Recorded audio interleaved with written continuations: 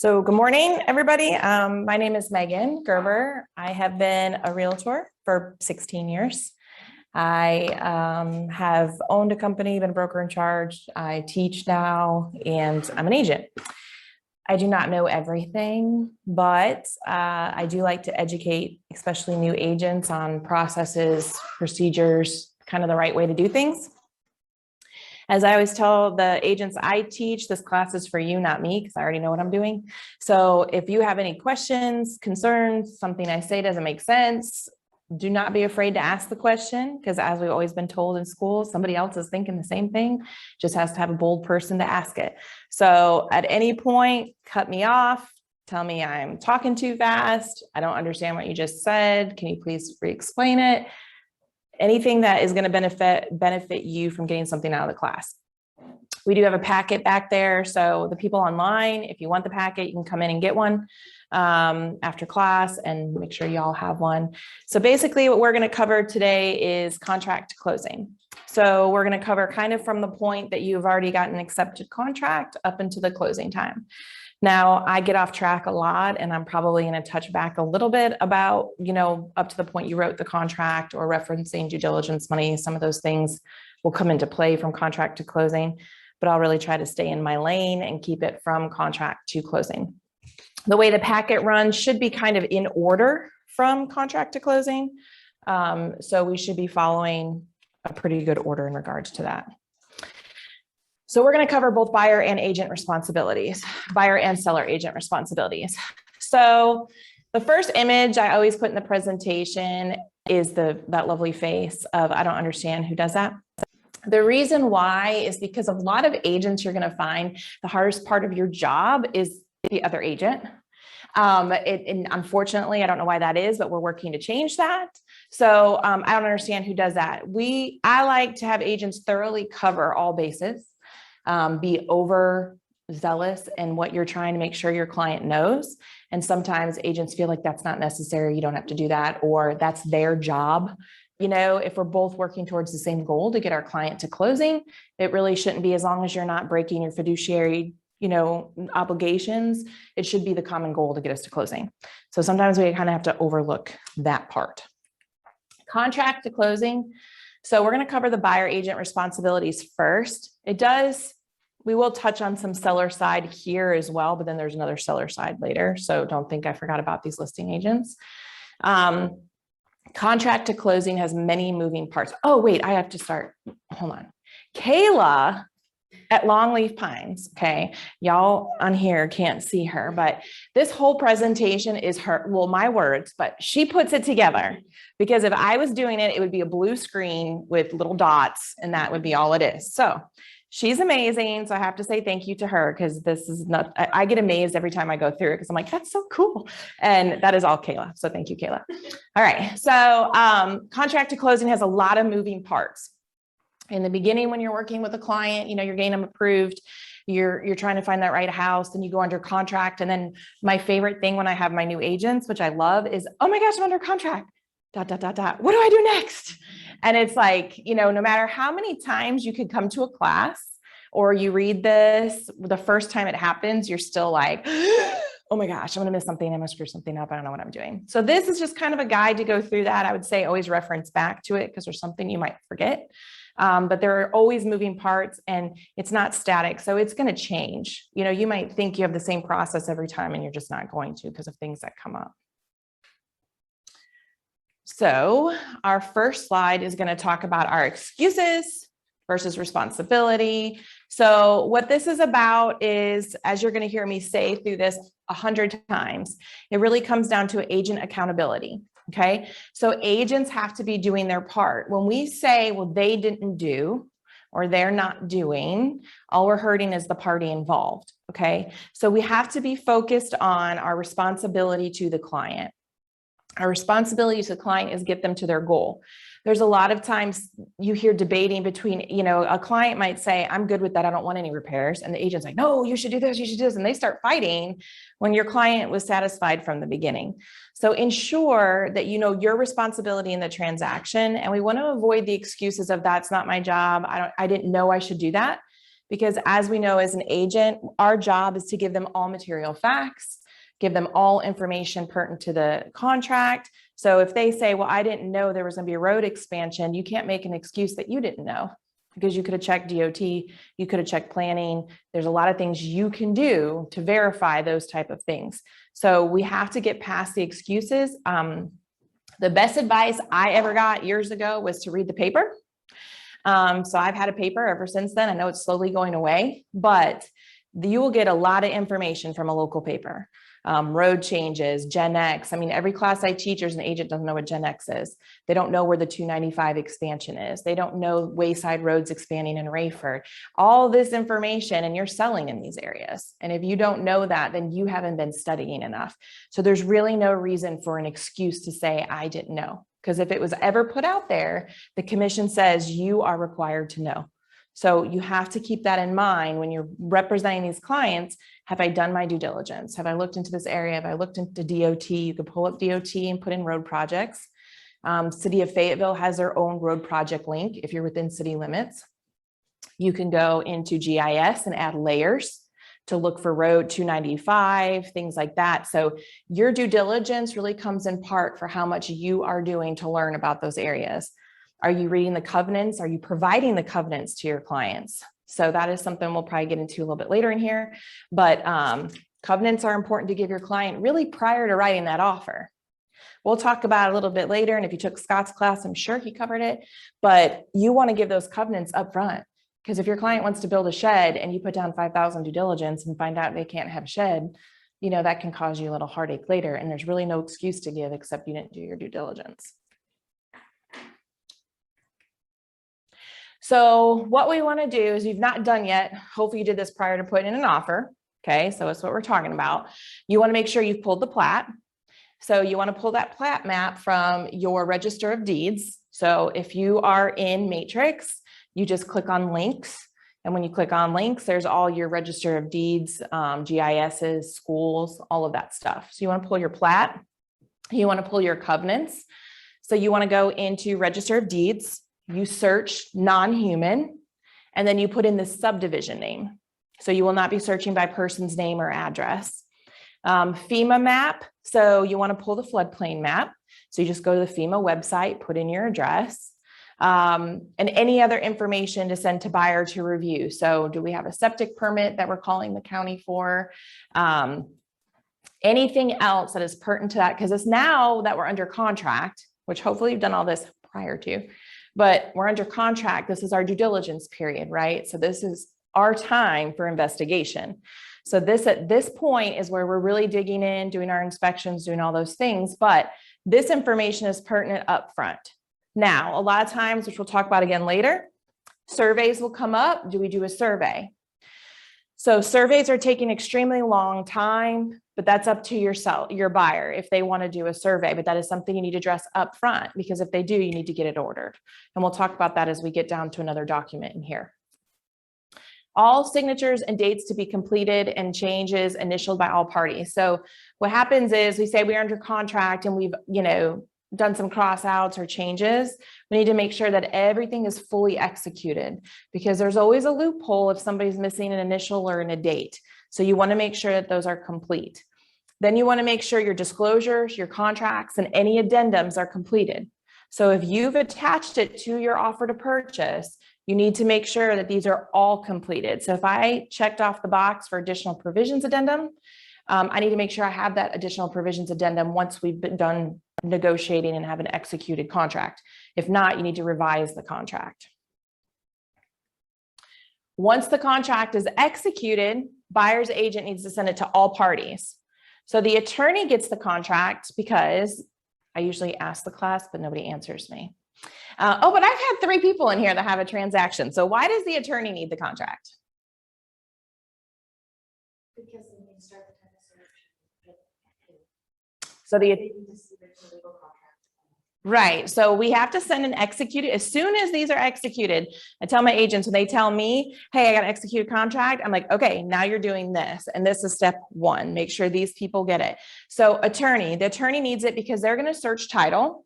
They have to start your file. They have to verify the contract's complete and has all parts.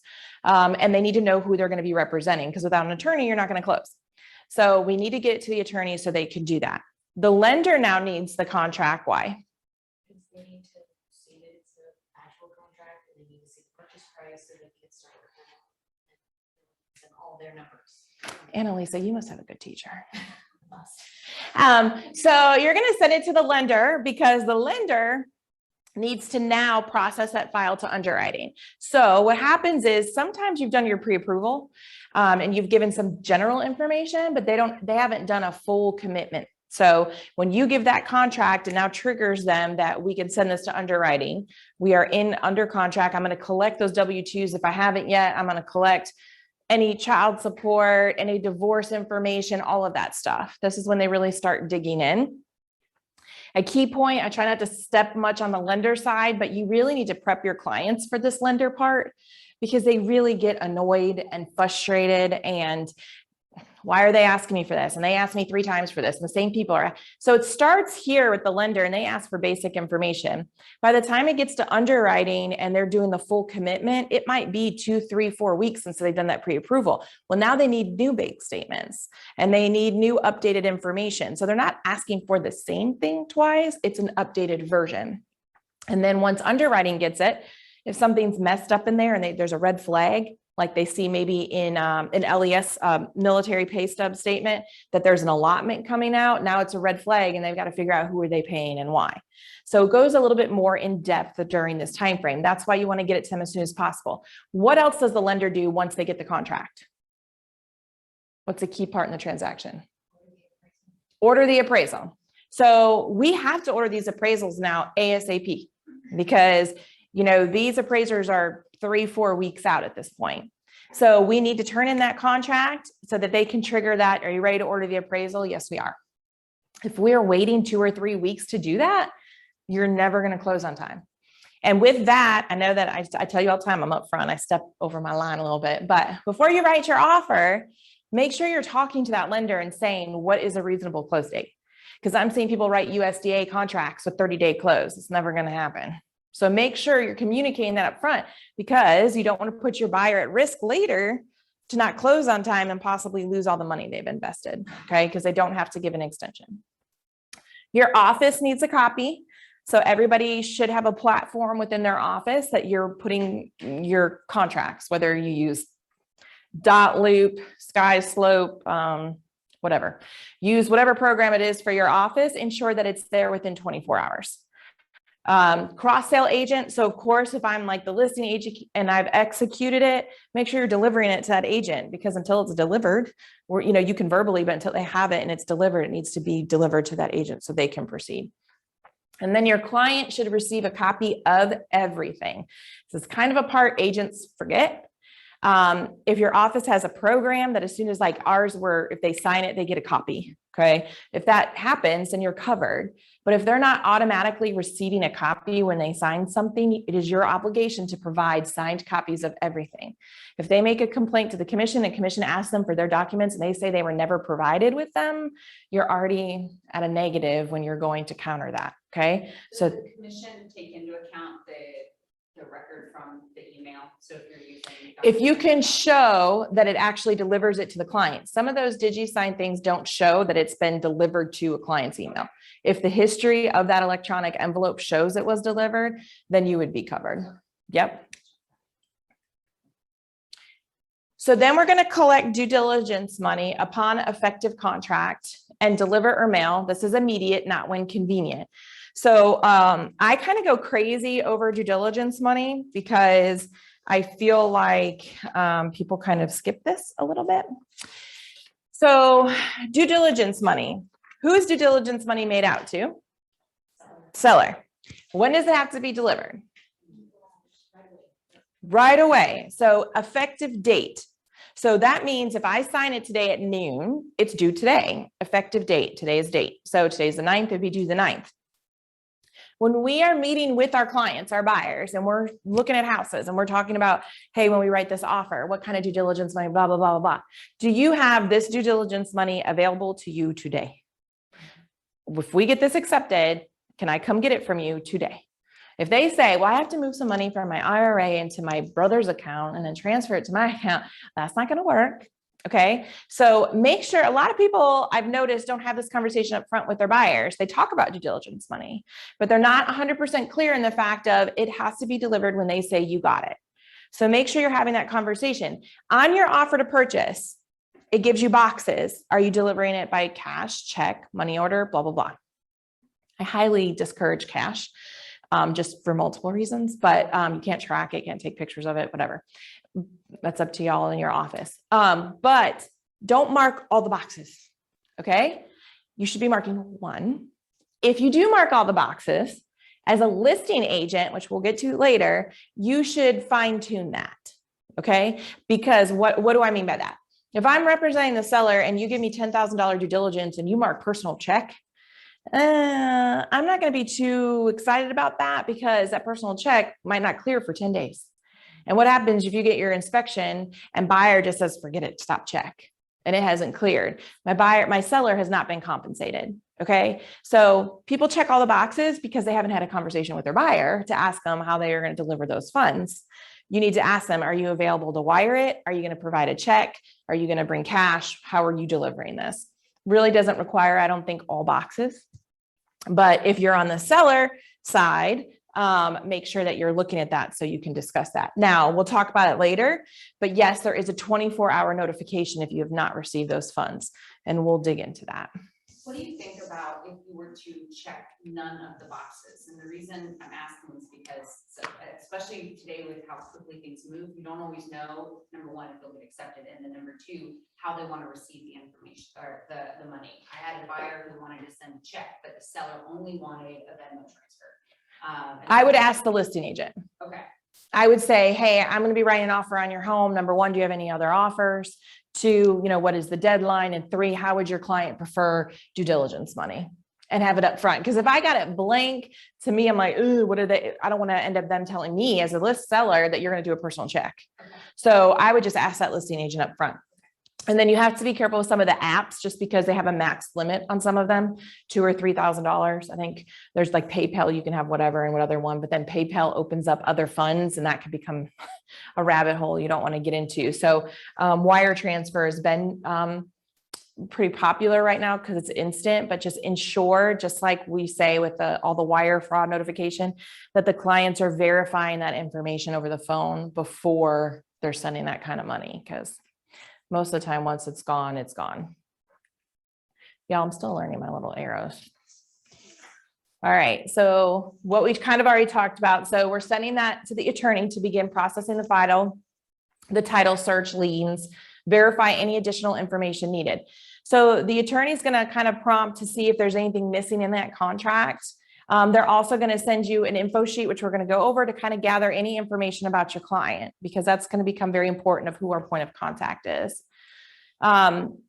We talked about the lender because of the approval, order appraisal, and get file processing for closing. Client receives a copy of everything they sign for their records. Hi, good morning. Cross-sell agents need executed copies of everything for files on their client as well, which we kind of recap that. So the attorney info sheet that we were talking about. So when you turn executed contract into the attorney, they're going to send you a client info sheet. The attorney needs this to be completed so they can process the file. So if you've not been to the Longleaf Pines YouTube channel, you need to, my office was laughing at me because I say this every day. Go to the Longleaf Pines YouTube channel and watch their videos. There are great videos from appraisers. We had appraisal panels videos on there, amazing about pricing and why we don't do this, why we don't do that. We've had attorneys on there. We've had mortgage lenders, some really great content. The number one why I say that is because we had an attorney panel once, and one thing they said is always the hardest thing is getting these information sheets from us as agents. And I agree because they're annoying to me. If they sent them billable, I would love them way more, but I understand that that's a process for them. But this needs to be completed before they can start a file. So we give them the contract, right? Because we have to deliver the contract, but they need our information, like who is the client? Some attorneys require, once you give them the client information, the client has to say, I agree to work with you, right? We can't just throw them an attorney and then expect them to just say, yeah, I'm good. So they have to acknowledge that. The buyer and seller can use separate attorneys. So you do not have to use the same attorney. And this comes up where, okay, when I submit an offer to my attorney as a buyer's agent is immediately going to send an info sheet to that listing agent and assume that that listing agent's going to use me too. Well, what some agents do is fill out both sheets, their own attorney and this buyer's attorney. Now you have two attorneys thinking they represent you. Okay. So you only fill out the info sheet of the attorney that you're using. Okay. So you're going to see another one come in your email. If you use a different attorney, you only want to fill out yours. Okay. And you can use different attorneys. You do not have to use the same. So this is kind of what that form looks like. It's going to have your client's name. Now every attorney's is different, but this is just a general, this is Hutchins. I think, yeah, this is Hutchins. Every attorney has a different sheet, but just so you see what it kind of looks like. It's going to ask their name. If this is a seller, they're going to ask their social security number. Then they're going to ask, I don't ever get their social security number. I'll just say that. I tell them to call the attorney and provide it. I might ask for their last four and put it on there, but generally speaking, I will say just call the attorney and give them your social if they're a seller because they have to get the payoff. Marital status. Why do they need to know that? Because they need to know who's signing, right? So we know that sometimes let's just say, for example, there's a married couple, but only one partner is on the contract, right? That's fine. They both don't have to be on there. It's based on the loan, but they put both on the deed. Then he or she or whoever will have to be there to sign some documents because they were placed on the deed. So you always want to verify with your lender who's going to have to be present to sign, because even though they're not on part of the contract, they may have documents to sign if they have marital interest or anything else. Then they're going to ask for their information. And then if they're a seller, they're going to ask for their mortgage account information. Then they're going to ask if you have any homeowners fees. Are you preparing the contract? Is this attorney working with you or not? So they're just going to have general questions. You're only filling out for your client. Okay. So if I'm the buyer, I'm only filling out the buyer information. I'm not really representing anything for the seller unless I'm a dual agent and we're using the same attorney. But ensure that you fill these out and get them back ASAP. Okay. Because the attorneys really do need them to process. And some attorneys are further out with closing dates now too, because of just the amount of volume that's going on right now. So just make sure, and remember, you're only filling out the one for your attorney. And if you get one from the other attorney, what I typically do is reply and say, thank you for this, but I am using so-and-so attorney. They are copied in this email. And I copy my attorney to them because the attorneys have to talk. That's why on your contract, on the contact page 14, you should not be leaving the other agent side blank, because the attorney needs to know who to contact. Everybody needs to know who they're working with on the other side. The lender needs to know who the listing agent is to contact them for showings. So we can't leave those contracts blank with that other agent's info. All that info is available to you on the MLS, on that cut sheet. So don't leave that page blank. Questions so far on any of that? Okay. I always wonder, nobody ever asks questions. I'm guessing because I just don't know what to ask yet, but all right. So, so the type of funds due diligence delivers based on how you agreed upon in the contract. So this is where if you've marked wire and you deliver personal check, they can deny that. And if you don't deliver, you're in breach of contract, because how it was marked is how it's agreed upon. Those are the terms of the contract. So don't tell your client don't mark something on the contract without communicating with your client. I think a lot of times what happens is we do everything electronically. We show the house, yeah, I want to write an offer. You whip up an offer, send it electronically, they sign it, but they really don't understand 90% of what they just did. So I always teach and say that if I like to do things in person, but I know that that's a maybe an old person thing. So if you're not doing it in person, what I would suggest is that you do a recap email. And most of the time you have to think, I hate to say this, but if the client made a complaint, do I have enough to show I did what I was supposed to do? And I love talking on the phone because, you know, you may not understand if I put a smiley face, I'm really not being sarcastic, I'm putting a smiley face, whatever. But a lot of stuff is lost in email and in text, especially if you don't know the personality. They can be like, why is she putting an exclamation point? Like, I was trying to make it friendly. So what I would say is do an email and recap the terms of the contract. Okay, you want to write an offer on 123 Water Street. You've agreed to $5,000 due diligence money, which is lost unless you close or seller defaults. So they understand this clear as day, that if you don't get your repairs, you don't get appraisal value, and you decide to cancel, that money is gone. Okay, have that written out as clearly as you can explain it, because you need to, in our contract, it states you're buying the property as is. It's written in our contract, the 2T, it's in there. You're buying it in its current condition. Your client needs to understand that. Are you good with this home? Okay, so you're going to go through, do that, make sure you have all that information. Then when we do that, so that way the money is delivered, they understand that that's gone. Then in that email, you're going to say our closing date is tentatively this. There is a 7-day window. These are that we're not asking for closing cost, like clearly write it out, send it, let them say, yes, this is good, and then send the contract for signature. And that is just a way to protect you, that they fully understand the terms that you're about to send them electronically. Okay, because I know if you think about the first day you joined real estate, wherever you were, they were telling you all this information and you remembered about 2% of it. Okay, just like when you leave here, you're gonna remember about 10% of it. Well, you think about new buyers, never bought a house. Yeah, you told them at the house about due diligence, you told them about Earnest, you told them blah, blah, blah, blah, blah. They didn't hear anything. They just liked the kitchen. So then when you go to write the offer and then you tell them I need $5,000, they're like, what do you mean you need $5,000? I don't have $5,000. What are you talking about? And you're like, Another side note too, is if your client's going to do large due diligence money, make sure you always confirm with the lender they actually have the money. You could just say, hey, they want to do $5,000 due diligence. Are we good with that? Because the lender might prompt you and go, they don't have $5,000 in their account. So make sure that you're asking that. Effective date to deliver due diligence money. We talked about that is the day of execution. The effective date. If funds are not delivered on this day, listing agent can use Form 355T. I don't know if we have we do. Do we have a copy of that? We do. We do. Yeah. Okay. So in this form, basically, so a lot of people try to drag out due diligence money. So this form as a listing agent can be delivered to you, to your client, and it says, I am delivering you this form. You have a banking day to deliver these funds to me. If not, seller's terminating. Now, a banking day, after much conversation with attorneys, seems to be about 6 p.m. is the overall status. Most banks are closed by 6 p.m. So what they consider banking day is 6 p.m. So if I give notice to you today, tomorrow by 6 p.m., I need those funds or I can terminate as the seller. You are in default. Now, the way the new contract is written, is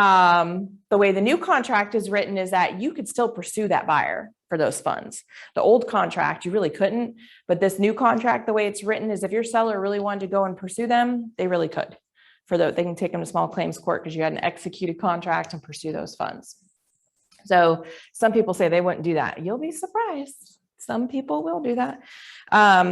But this goes over earnest money, due diligence fee, or anything else that you've agreed upon in funds, or if it's been a dishonored check. So if it's like bounced or quit payment or whatever. But this form is critical for a listing agent side. So keep that on you and make sure that you know about that form. And make sure you prepare your buyer for that form. You know, the agent can deliver to you. Now, my advice, and we'll get to it again on the seller side, is as a listing agent, as soon as I execute a contract, I deliver this at the same time. I don't even wait. I just deliver it and I've already given you the notice so that my seller isn't keeping that house off the market, dragging feet on that. The due diligence money is made directly to the seller. Okay. Why is that important? You need to be looking at the MLS sheet and who's on the offer. If it's an estate or an heir type situation, you need to be contacting that listing agent and asking who does it need to be made out to. Because estate situations and heir situations, it's not usually clean, cut, dry in one name. Okay, so before you have that client get a bank check or anything like that, make sure you're verifying who it's going to. I hate to say this, but if it's a couple that's divorcing and they're like, oh, they just make it out to so-and-so, you need to make it out to both people on the listing agreement. How they deal with it down the road is how they deal with it down the road. You have to follow what you're supposed to do. So when do we deliver earnest money?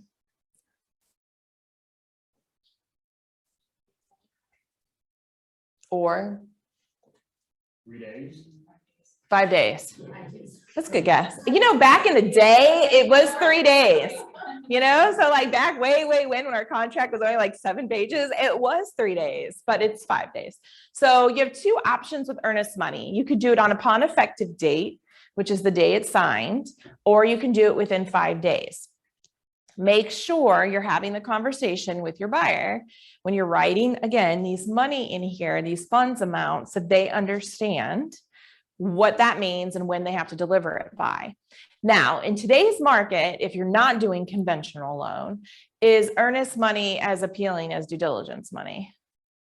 No. So you may weight the due diligence money more than earnest money. I'm really trying not to go into the contract side. It's hard for me. Give buyer outline of what to expect from here to closing. I think the biggest complaint that we hear from consumers is lack of communication. They don't get a response, or they don't really know what's going on. With that being said, I think we have to focus on having some kind of outline. We have what we call like a buyer's guide. You can create anything really that you wanted to. And what it is basically a picture of what's going to happen next. And why is that important? Because if your client is texting you all day, every day, asking you questions, you're probably failing on a lot of the educational side. And I'll catch myself when a client asks me something, I'm like, man, I suck. I should have already told them that. They shouldn't be asking me that, you know, and you just kind of, I think when you're new, you don't know what to tell them. And the older you get, you kind of just run through the process and you kind of forget, like they don't know what's going on and you're just like dragging them along. So an outline is something that's very beneficial. Brand it to you. Your clients will appreciate it. It kind of shows, hey, we've got our house under contract. We're going to do inspections. Lender's going to stalk you for information. We're going to get an appraisal done. We can negotiate repairs. Attorney will do closing. We have to be in person, whatever that is. Basic outline so they can understand and see what are the next steps. So that way they're kind of aware of what to expect from you too, because you have more than one client, hopefully, and you're not going to be able to stop and answer every single question every time. So those outlines and information you give can be pretty beneficial. You should be contacting the lender and the attorney regularly. Honestly, the lender I'd be contacting minimum once a week. Hey, is there anything you need from me or my client? Are we on track? Has the appraisal been ordered? Do we need anything? All that good stuff, okay? Because some lenders just don't have the follow through as other lenders. And y'all, for the majority, are new. So you don't really know what you're doing either. So if they're not following up with you, you might forget and not realize it, and they're dropping the ball. And this is where we say excuses versus responsibility. You should be having regular contact with that lender asking, do you need anything from me? Because sometimes that lender may say, oh, I need this addendum, and they never even told you they needed it. So you could be working on those things. The attorney, not so much. I'd still touch base with them, make sure they have the information they need, but you don't have to spend as much time on the attorney. The lender is your key factor in your transaction once you go under contract. So really make sure you know the lender you're working with. Make sure, I prefer local lenders because if there's issues, you can walk into their office or talk to them, but just make sure you have somebody who works when you work. If they don't work nights and weekends, it's probably going to get a little challenging, but again, just make sure you know the relationship you have with that lender. So earnest money is made out to the escrow agent. So a lot of people will ask, who is the escrow agent? So who can the earnest money be made out to? Who's the escrow agent? It could be the listing firm or the attorney. I usually recommend just making it out to the closing attorney, because the busier you get, you know, just have all your money in one place, all your contracts and everything in one place, but completely up to you. It's delivered upon effective date or within 5 days. Make sure everybody has received a copy of the contract, has received it, and they have a copy of that earnest money. So once I've received that money, I want to make a copy of it, send it to the lender, send it to the other agent. They need a copy of how that money was delivered. So send them a copy of that. So once we've done that, we're going to go into like, what do we do after that? So I've turned in the money. We've gone and we've done, you know, we've got the attorney info sent. What are we going to do now? So now we're going to provide a list of vendors for inspections based on what the client chose. If you are not using the professional services addendum, you should be. The professional services addendum covers a lot, especially for the buyer side. This will protect you down the road. If you ever get a complaint that the client wasn't sure, they didn't know they had a right to an inspection, or you told them they didn't have to get an inspection, or the multitude of things we've seen or heard over the years. So this form is key, and you should do it with every buyer. If your office doesn't require it, the best I can tell you is you should. What it is it's going to go over each inspection down the line. So it's going to say, are you going to use an accountant or tax advisor? Select or waive. So if they're waiving it, we want them to initial waive. If they're selecting it, we're initial selecting. If you don't know who they're using, just put to be determined for the service provider. Appraisal. Are we doing an appraisal? Well, if it's a loan, 90% of the time it requires an appraisal. So we're going to say yes. But if it's a conventional and they're putting down over a certain percentage, the lender may not require an appraisal. So you need to verify that in that situation if you have a client doing a large amount down on a conventional. So you're going to initial each individual box. So you're not just initialing down here and putting an X, they're literally initialing each box. Then are you getting a home warranty? Are you doing a home inspection, HVAC inspection, pool inspection, radon? So a lot of the radon comes up a lot. Should I test for radon? Well, 10 years ago, they would tell us, no, we don't have radon. Well, now it kind of seems as we do, it's just people weren't testing, so we didn't have results. Now we do have radon. We're not really super high like a lot of areas, and it's not crazy, but we do have radon. So this is where when your client says, should I, you have to ask them, what do you want to get done that you feel best about your property? I can't make that decision for you. Most of your home inspectors can test for radon, so they have that available for you to do. So you have that. Septic. If it's on a septic and the seller's not pumping or inspecting it, do you want them to get a septic inspection? I would highly recommend everything on these things, but I would definitely recommend a septic pumping and inspection. Because if the septic tank is failing, this could be a huge cost, and it might be worth losing your due diligence money versus putting in a new $12,000 septic. So well or water. So on the well or water, do you want to get a well water test? So most loans will require a well water test, and they just test for bacteria, E. coli, things like that. This does not include in a standard well test Gen X testing. So if you are in pretty much any well right now, because it's been in Sanford, it's been in Eastover, it's in Grays Creek. It is not, people used to say it's just Grays Creek. It's not. They're finding Gen X pretty much everywhere. So if they want to do a specific Gen X testing, I would come over here and type it in the box and put Gen X and then let them select or waive. So if you're in an area with a well, I would definitely add Gen X. The board has a disclosure about Gen X. So if you don't know what that is, haven't seen it, they have it. It has resource sites on there to give your client. It also gives you different water testing companies for your client. Also with well water, it doesn't say well inspection. I always add well inspection. Okay. I just type it in over here.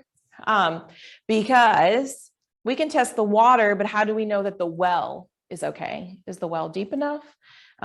Is the well far enough away from the septic tank? Is the well, are we actually inspecting the well? So make sure that you put that as an option too, because we've had scenarios where wells have gone dry 2 days after a buyer's moved into a home.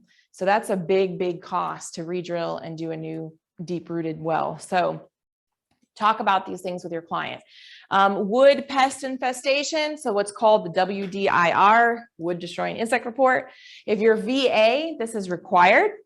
Okay. Otherwise it is not. Which loans require a home inspection? USDA and VA. FHA. The ones that the client choose. The ones the client choose. Nobody requires a home inspection. No loan requires a home inspection. Okay, that's the biggest thing I always hear. Well, I have a VA loan. They require me to inspect my property. No. The only time you might have to get a home inspection is if it's a mobile home over a certain amount of years. They may require one. Otherwise, no loan requires a home inspection. Okay. No loan requires HVAC inspection. No loan require. The only thing that might be a requirement is septic. If they think the home has been vacant to a year or longer. So how would they know that? If they look up an old MLS, see it's been vacant or on the market, because back in the day we were on the market a long time. They could require it then. The well water, most loans will require a well water test, and termite is only VA. Okay. So I hear agents all the time say you have to have a home inspection. No, you do not. But if your client ever waives anything, this is why this form is so important, because when something goes wrong and they file a complaint and say, I didn't know I could get an inspection, this would cover you 100%. Re-inspection of agreed upon repairs. So if we negotiated repairs and the seller agreed to do them, are we going to pay to get it re-inspected from the inspector? Yes or no? So they can choose to if they want. It's usually about half the cost of the inspection to have an official person go in and check those. Because I'm not getting in the crawl space and I'm not getting in the attic. So if there were repairs in the crawl space or the attic, I always suggest to re-inspect if we've gotten repairs done, just to cover them, because people can give you an invoice all day long. It doesn't mean they did the work. So, have that conversation with your client, and then they can, sign or waive it, select or waive it. Then your initial lien, and then their initial lien on the bottom. And then it goes into insurance. And then are they using a loan? And then the survey. So again, surveys are not required. Highly recommended, not required. So surveys can be very expensive. They can take an extremely long time right now, but it can protect your client on a lot of things. If you waive a survey, your title policy will not protect you if something comes up down the road from that. So if I go to sell this property, I buy it, I didn't do a survey. I go to sell it later and the new buyer gets a survey and says, well, your shed is 4 feet on the neighbor's property. You have to move it and do all this stuff. I cannot make a claim with my title policy because I never have a survey on file. So there is a risk with not getting a survey because you're not going to be protected by title. So talk to a title company. You should call title companies, talk to them and see if there's ways around that. What's the best course of action for your buyer? So there's all different, there's charter title, key title, there's all kinds of title companies. So just call them and talk to them and ask them what's the best course for your client if they don't want to do one. Do y'all have any questions on this form? Everybody should be using this form. It's the best advice I could give. Use this form. Yes. Timing on the form. So as soon as the contract is executed, That's when I do it. So once we go under, I don't do it ahead of time because you might be writing 10 offers right now before you get one accepted. So once I get executed, like I said, I like to do it in person. So once we have an executed contract, I have them come in, we go over the professional services together. We talk about next steps, whatever we have to do. But yes, so typically once it's executed, then I sit down and go over that with them. Okay, do you want this? Do you want that? And go on from there. So I do it immediately after execution. A lot of people try to do it at the time of contract, but to me, I feel like just get the contract in because you might lose because there's 20 offers and, then as soon as it's executed, you could go through those things. Now I will say, backing up, make sure that when you're walking through those houses, y'all are really looking, because you have to set the mindset up front that these people might be buying this house as is. Because that's how the contract's written in today's market. Sellers aren't doing as much as they used to do. So walk around that house. You see rotten wood. You see the stain in the ceiling. Do you see the ripped vinyl flooring, all this stuff? The seller may not fix it. Are you cool with it? Now you can try to write it in the offer and make it part of the offer. But if not, the client needs to understand this is how I'm getting the house, unless the seller is generous and wants to do something. Okay. So we also want to talk about chimneys. So that's another big thing on there. If you have a home that is like an older home, like a Haymont house, and it's a true chimney, not a ventless fireplace or anything like that, you may want to consider adding that to your client professional services disclosure, because we've seen instances where chimneys have been crumbling. A client closes on a house and then finds out it's like $4,000 worth of damage. So make sure that anything that you think might be an issue, you're talking about with your clients and adding it to that professional services disclosure. Once inspections are ordered, inform or confirm with the listing agent, even if the home is vacant. So a lot of times agents just schedule all this stuff and send people out to the house, and the listing agent has no idea. And neighbors are calling, there's cars in the driveway and blah, blah, blah. That you don't own that home, that buyer doesn't own that home. We still have to go through that listing agent. So when you schedule things, please if it's occupied, you want to ask if it's okay. Hey, they're going to schedule on this day and times is cool with your sellers. Okay, cool. If they're not, if it's vacant, then just give them a list and let them know the days and times, because there might be an alarm they put on once it's vacant. The neighbors are calling. Until you've experienced it, you think that's stupid. But then when somebody calls you and you're like, oh my gosh, why are there cars in the driveway? And the owner's like, people are telling me there's people at my house and you can't tell them who. It doesn't look very good. So make sure that you are confirming those, even if the home is vacant. And with that, you want to verify if the buyer is going to be present. So is the buyer going to the home inspections? If they are, you need to verify if it's an occupied home, is the seller going to be home? If the seller is going to be home, they're not going to go hang out together. Okay, that's like a disaster waiting to happen. So if I say, hey, listing agent, my buyer is going to be attending the home inspection, is your seller going to be there? And they say yes, I'm going to say, okay, well, are you going to be there or do you want me to be there? Because one of us need to be there, because we don't want them hanging out and saying, I'll give you the lawnmower and I'll paint this wall and all this stuff. And then you get to closing, they're like, where's the lawnmower? And they didn't paint the wall. And you're like, I have no idea what you're talking about, because if it's not in writing and everybody hasn't signed, it doesn't exist. Tell people this over and over and over again, especially in my office, is though they said they were going to do it. I said, where do you have it in writing? I don't, but I took their word for it. You know, that means nothing, unfortunately. Text messages don't mean anything. Emails don't mean anything. If y'all are agreeing to anything, it needs to be in writing and signed on. Everybody has good intent, but not all people follow through. And it's not really their fault. An agent might say, oh yeah, the seller said they're going to replace that. Don't worry about it. Okay, cool. I know you, you're great. We work together. I think you're fabulous. I believe you. And then it comes time to do it. And they're like, the seller decided not to, and I'm not spending $1,000 to do it. And now you're standing there telling your client, well, I don't have it in writing. I didn't get it done. So make sure that you know you are doing that, but make sure you know who's going to be there. In regards to inspections, you should not be ordering inspections. Okay. It's your client's responsibility. So if you give them a list of vendors, you should always give them more than one. They should have 2 or 3, because if you only give one and something goes wrong, guess whose fault it is? It's yours. So give them 2 or 3, let them call and order it. When they have access information they need, just tell them to let them contact you, and they'll contact you and you'll say, hey, yeah, you can go, it's vacant, here's the combo. The reason why we say you shouldn't order it is because if you order it, it's in your name. Even if you said the client's name, you're the one who ordered it. So if they end up not paying and not closing, guess who they're going to come after? You're going to get a bill in your mailbox at work every month saying that this is due. Unless you have a vendor who has contracts, like, for example, I'm not like endorsing anybody, but Pillar to Post has a contract. Before they even go to the property, somebody has to sign for it. So I can call and order it, but he's going to email it to my client to sign saying he's responsible for payment. So if you have that, that's cool. Otherwise, you should not be doing it in your name. We're going to take a break. Is that cool? All right. So we'll just take like a quick 5-minute break and then we'll come back. Keep going. Anybody have questions yet? Okay, cool.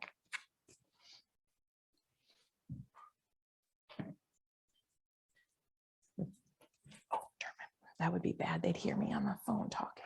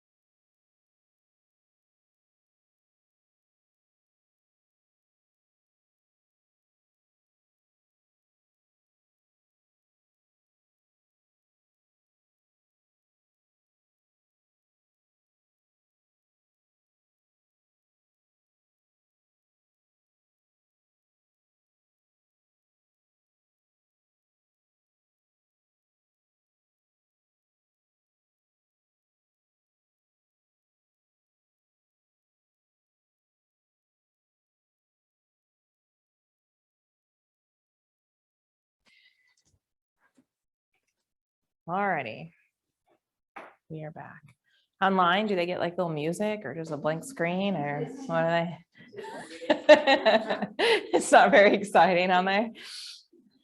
All right, moving on. Ensure your buyer is aware to make no changes to credit, large purchases, late payments, etc. This is a category where all agents tend to say, well, that's the lender's responsibility, or the lender didn't say this, or the lender didn't tell them that. Again, this is responsibility. So anytime I counsel a buyer, once we go under contract, when I'm going over all the professional services disclosure with them, we're talking about our vendors and what kind of inspections we're going to get. I always talk to them about their financial situation. So I have a conversation with them about, okay, from this point on, let's just look at us as like married, and you can't do anything without asking me first. So what that means is don't go out and open a rooms to go credit card and start putting all your furniture on there because we know it's 6 weeks to be delivered. Because what's going to happen is going to ding the lender. They're going to see you open a new line of credit. Now we have to wait until you get that new statement. And if that payment affects your debt to income, we're gonna have to wait till you pay off that statement. Okay, so it can be just a spiral downhill. Do not go and add somebody to your credit cards. Do not pay anything late. Don't pay off anything. Don't pay off anything, because sometimes people think, oh, I'll just go start paying all this stuff off. That can be actually a negative hit on your credit. So before they do anything, they need to talk to you, and then you can advise them to talk to the lender. Or you call the lender and say, I'm sitting with my client, they asked me this or whatever, and they're going to say, no, don't do that. Okay. So it is just as much your responsibility to have these conversations, because I promise you, it's going to happen to you soon enough that you're 2 days from closing and the lender calls you and says, we have bad news. They went and bought this, they opened this, they did that. I mean, it's just, and everybody thinks because they had great credit or great debt to income that it didn't matter, but now it's a red flag and they have to wait and see how much did you actually put on that card? What is the payment? So talk about that up front, because people get real excited. They have a house and they want to go buy furniture because it's 4 to 6 weeks out for delivery and they don't want to be in a house with no furniture. So have that up front. That is just much your responsibility as it is the lender's. At all times, you should be in contact with that lender. Okay. When there's a delay, it's usually from poor communication. Somebody's waiting on something that somebody didn't know we were waiting on. So you should be constantly saying, hey, is there anything we need? Any update on the appraisal? What do you need from my client? It should be a constant thing from you. A lot of times I think agents just turn that contract and somehow we get to closing and I don't know what happens, but make sure that you're having those conversations with those parties. Make sure that you ordered that lender when they've ordered it. And in this market now, you have to order appraisal ASAP. Now, I always talk about it in class because we had a different market before this year. Before this year, it was a seller's market. Or a buyer's market. So buyers got everything. Okay. They got closing costs. They got all the repair. I mean, they got everything. I mean, nothing out of pocket. They put down like $200 earnest money, no due diligence money. I mean, it was just a buyer's market. Well, back in that time, a lot of times what would happen is when it says discuss appraisal versus inspections, which in the next year or so, we're going to start leveling out more and more. So it's good for you to be kind of vigilant to understand the difference, is that at some point when it levels back out, your client might want to get inspections first and make sure the home is in the condition that they want it to. They can get whatever repairs they want before they spend $600, $800 now on an appraisal. Okay, because now we have to order them all at the same time because we have a 30-day, we got to get it done. And this buyer's putting all that money out. Before, what used to happen is sometimes if we thought value was good, we would go ahead and do inspections first, negotiate repairs. Once we were good on that, then we would do the appraisal. If we thought appraisal value was bad, we would do appraisal first to make sure we had value before we'd spend all the money on inspections. So when it levels back out, you might have more of an advantage to choose which one I want to do first and negotiate prior to just now where we have to do everything at once. So that's why it's super important as well, even in this market, that you're doing CMAs before your buyer, before you write those offers. Because if you're 10 grand over value that you can find, you're putting their due diligence money at risk. Okay. So it's always important to do those CMAs for your buyer. So once we've turned in all of our money, We have to have it signed by all parties, that page 15 of the contract. You can have multiple originals.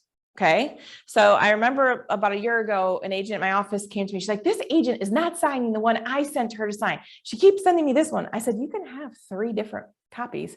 Oh, you can? I was like, yes. So they all don't have to be on the same one.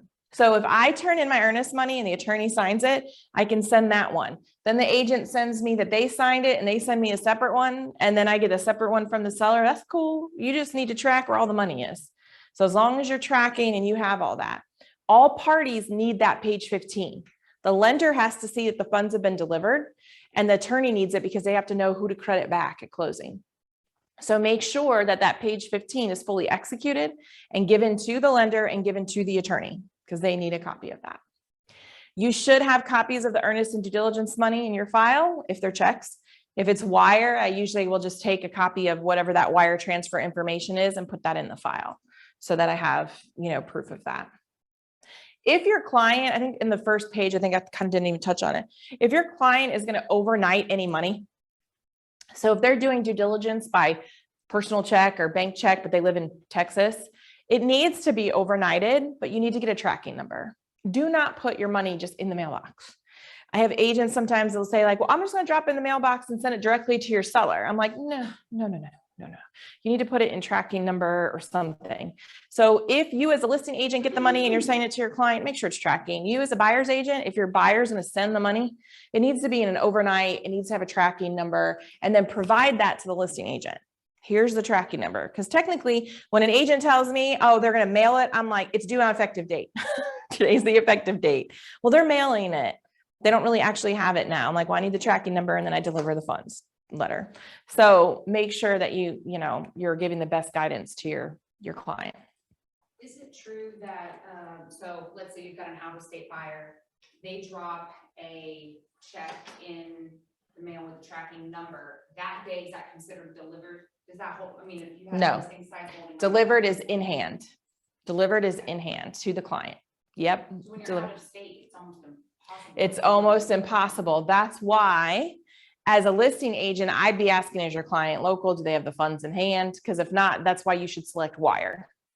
Because if I have any uncertainty about how that's going to be delivered, I would just say wire. And that way they can instantly wire. So they can even process a wire after hours, generally through an app. It just might not go through to the next morning. But when they're mailing something, then you're definitely putting it out. But that way I would do the delivery of funds. If I go under and you say bank check and I'm like, cool. And then you tell me, oh, after we're under contract, it's coming from California, I'm going to deliver this. So they have 24 hours, then it's up to my seller. Let's track that tracking number. Did they really send it? Do you want to wait and see if we get it today, or do you want to terminate?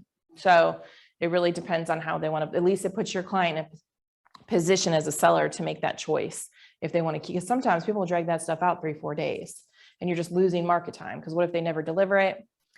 We advise not to let them do any inspections or anything until you get the due diligence money. So,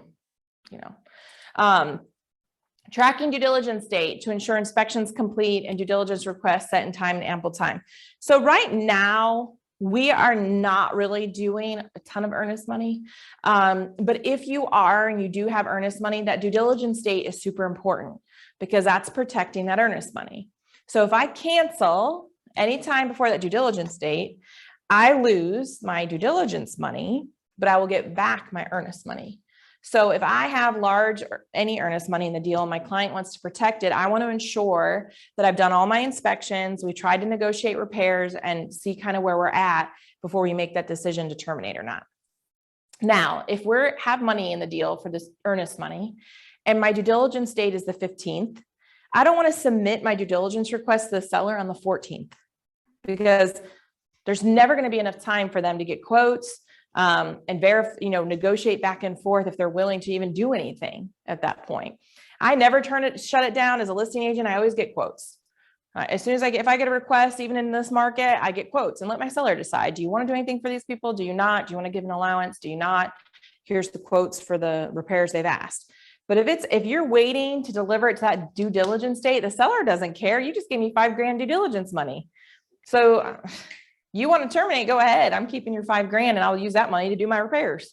So you have to be strategic in how you're looking at your dates and make sure that you're best representing your client. Some people think it's like a tactic, turn it in late, and I think you're just hurting the buyer at that point. Now, previous market, this is very important. In the market to come, it's going to be important because earnest money is going to come more into play than it is right now. And so you have to be familiar with the leverage that the earnest money has at that point then, and how important that date is. You know, the repairs just have to be negotiated during that time, not completed. So you want to make sure you're tracking that date. Invoices from inspections, yes. Yes. About that. So we get the DD report into the seller by, within that time frame. And I've come into many instances where the seller's agent, no matter how many times I call or bug or email them, will not get me the signed DD. Now it all works out, but they won't get me a signed copy back saying whatever they're gonna fix, if they're gonna fix or whatever. What do you do? So at that point, your client has to understand that they don't have to respond to you. Okay. So the seller doesn't ever have to respond. They don't have to sign anything. They don't have to do anything. So your options to your buyer is we can work in good faith that we're still going to be able to negotiate and they're going to do it. We can terminate if we want to terminate and ensure we get, if you had earnest money, because at this point due diligence is already lost. So if you have earnest money, you could get it back. What I've been seeing a lot right now is that sellers are not signing anything, but they are doing some repairs. They just don't want to be obligated to the form if it's not done to how you like it, or it's not done a certain thing, or they're not sure how much. They're still doing some repairs. They're just not signing the DDR. So with that, again, it would be from your client. Are you okay with this? They haven't responded. They're not signing it. They're not sending it back. Do you want to proceed or do you want to cancel? Here's what happens. If you cancel, you're going to lose all your inspection costs, your appraisal fee, and your due diligence money. So in this market right now, what I do as a buyer's agent is get a quote.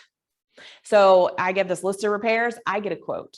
And if it's $8,000, I look at my client and say, well, you have $5,000 due diligence in the deal. We have $8,000 to repair. Seller's not responding. They're not doing anything. How do you feel about it? If you cancel, you lose $5,000. If you go to closing, you have about $8,000 in repairs, but not all of these are needed right now. And just put it in their hand. Because if they're not responding, you just have to assume it's going to be nothing. They're not doing anything.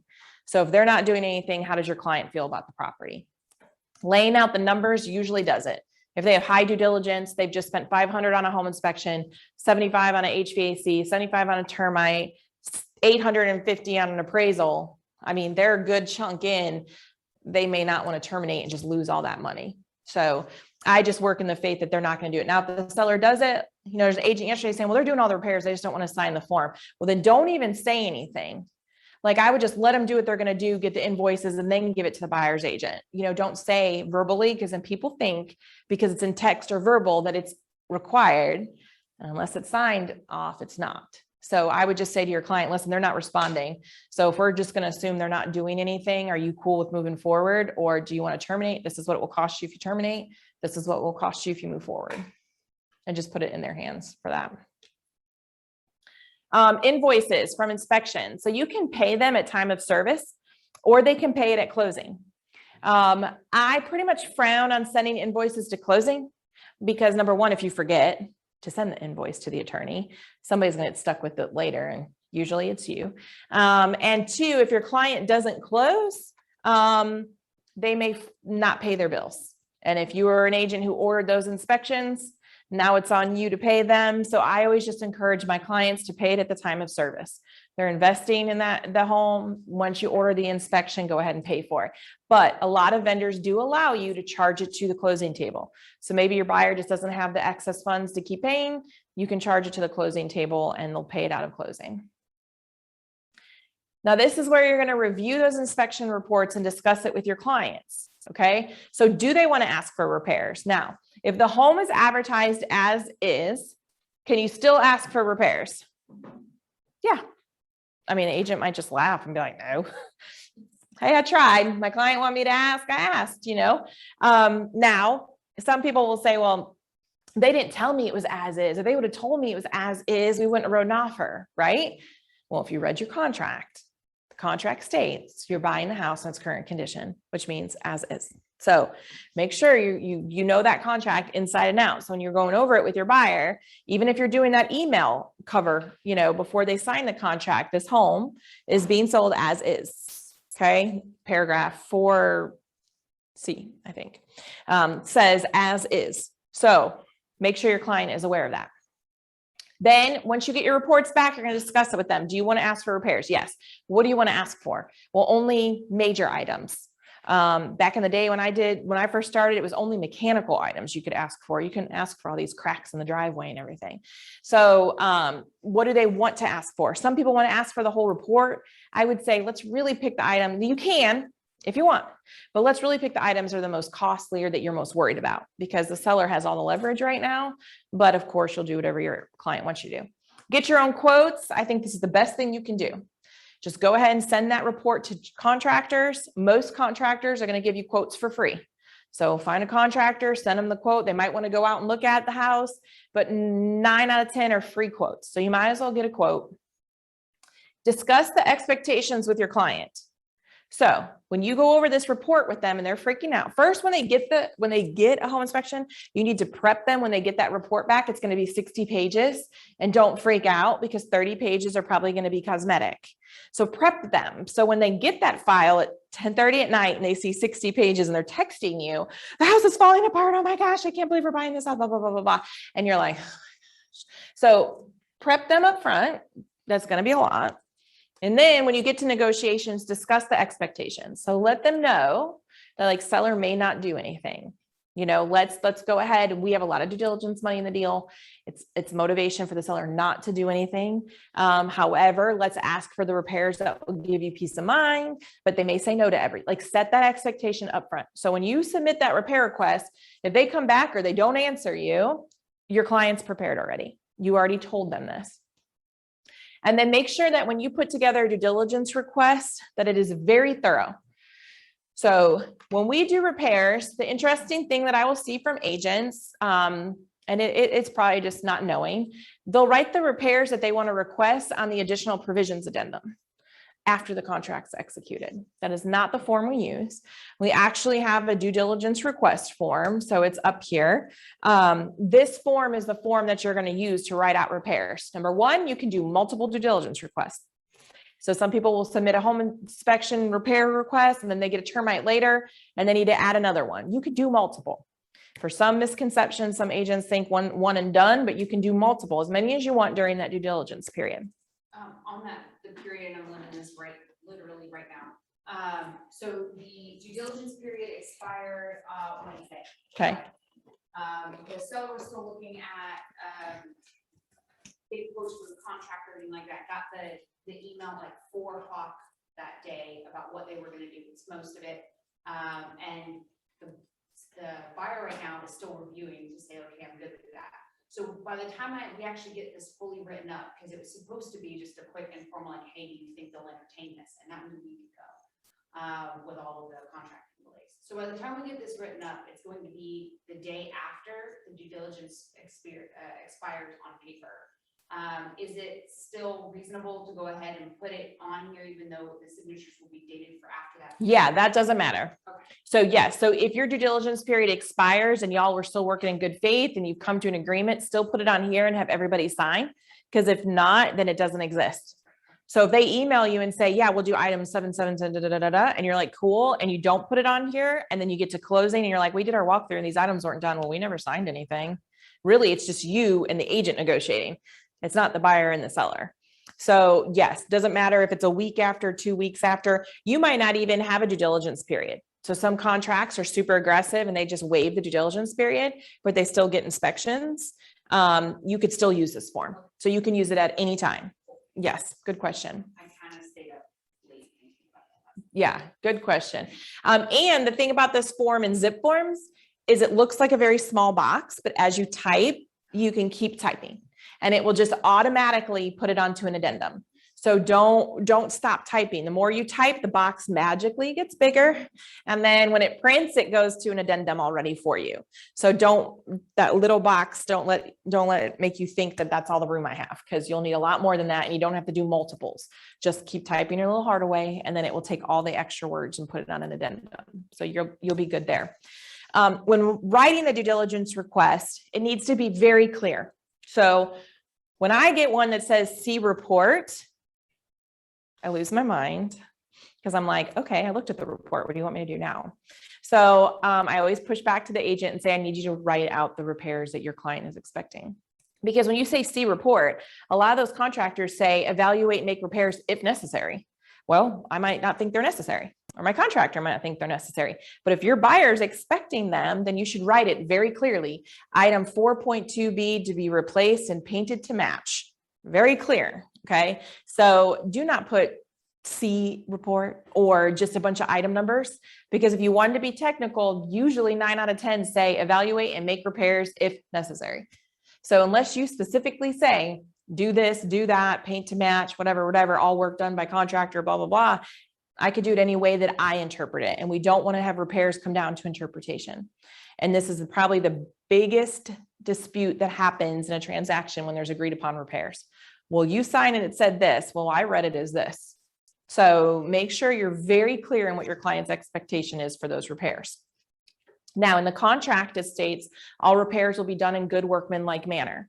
If you want it done by a licensed person or a licensed contractor, you need to write it on there. All repairs to be completed by recommended licensed professional or licensed contractor or whatever it is. If you don't, then they can hire whoever they want. If you want copies of all invoices, you need to put it on there. Copies of all invoices provided, because if you don't ask for a contractor to do it and you don't ask for invoices, then just Joe the neighbor can do it and there's not going to be any invoices or anything. Some items you might split 50-50. Okay, the homeowner can do these himself, but I want a contractor to do these. Cool, as long as it's in writing and everybody understands. Then it asks if you want to give the report, yes or no. My recommendation is usually give the report. Because when I write a list of repairs as a listing agent, I need to see the picture. I need to know exactly what you're talking about, because it's very hard to interpret, like left side of home, bottom siding, whatever. And I'm like, what side? Are you looking at it from this way? Are you looking at it from that way? Like when you have the report and the pictures, it makes it much easier. On the flip side, as a listing agent, I don't want the report, because what I know, I have to disclose. So if I get the home inspection report and my seller says, I'm not doing any of this crap, and I have the report and I've looked at the report, now I have to disclose all of that. Okay. Now, if I just get a due diligence request, I don't necessarily have to disclose all that, because I don't know what the report said. I don't know if these are cosmetic. I don't know. It's a little gray area there. But if I get the report, and the best thing you can ever do is if you go to North Carolina Real Estate Commission, the website, and you look up questions and answers, they have a whole category, question and answers, and you search home inspection, they will go over all material facts that what you have to disclose about home inspections and due diligence requests. And I mean, I go on there all the time and read them, and I post them in our page. And so that's the flip side to that. The other side, the buyer doesn't like to give it because they paid $500-600 for it. And now the seller has a free home inspection report. So if we terminate, now they have a report. So, what I generally will do as a buyer's agent, I'll say to this listing agent, do you think your seller will entertain any repairs? And if they say, yeah, I think they'll do a little bit or whatever, I'm going to send the report. But if they're like, no, they're not going to touch it, then I'll try to send it without the report first and see how far we get, and then evaluate on that. Unless my buyer says, I don't care, just send them the report. Then, because it's really up to your client. It's their report. They paid for it. As a listing agent, once you have that report and it terminates, it is your obligation. I don't care what anybody tells you. Go research the commission, know it. You can't hide stuff. It's better to disclose than not disclose. You need to put in remarks to home inspection available upon request so they can see it. You need to list the major items, because material fact is anything that can change the buying decision of the buyer. So make sure that you are disclosing that. So what I've seen agents doing recently is they're posting the home inspection. If it's going back on the market, they're just putting it. Yep, that's what I do. And so just do that. Okay. As long as your seller gives you permission. Okay. So if the seller says, I don't want it posted out there, you still have to disclose it exists and it's there and it's available upon request. But if I have a listing that falls through due to it, I just attach it, put it on there. So everybody can get online and see it before they even write the offer. So they know, especially if it's an as is or whatever, they see the report, they know what they're getting into, and call it a day. It's never worth hiding anything, because it will always catch up to you at some point. So you work too hard to get your license to have it taken away from just trying to hide something. So make sure that you've given your client all the utility information. Okay. And they can set it up prior to closing for the day of closing. So if you're closing Thursday, have them call Monday and get it in their name.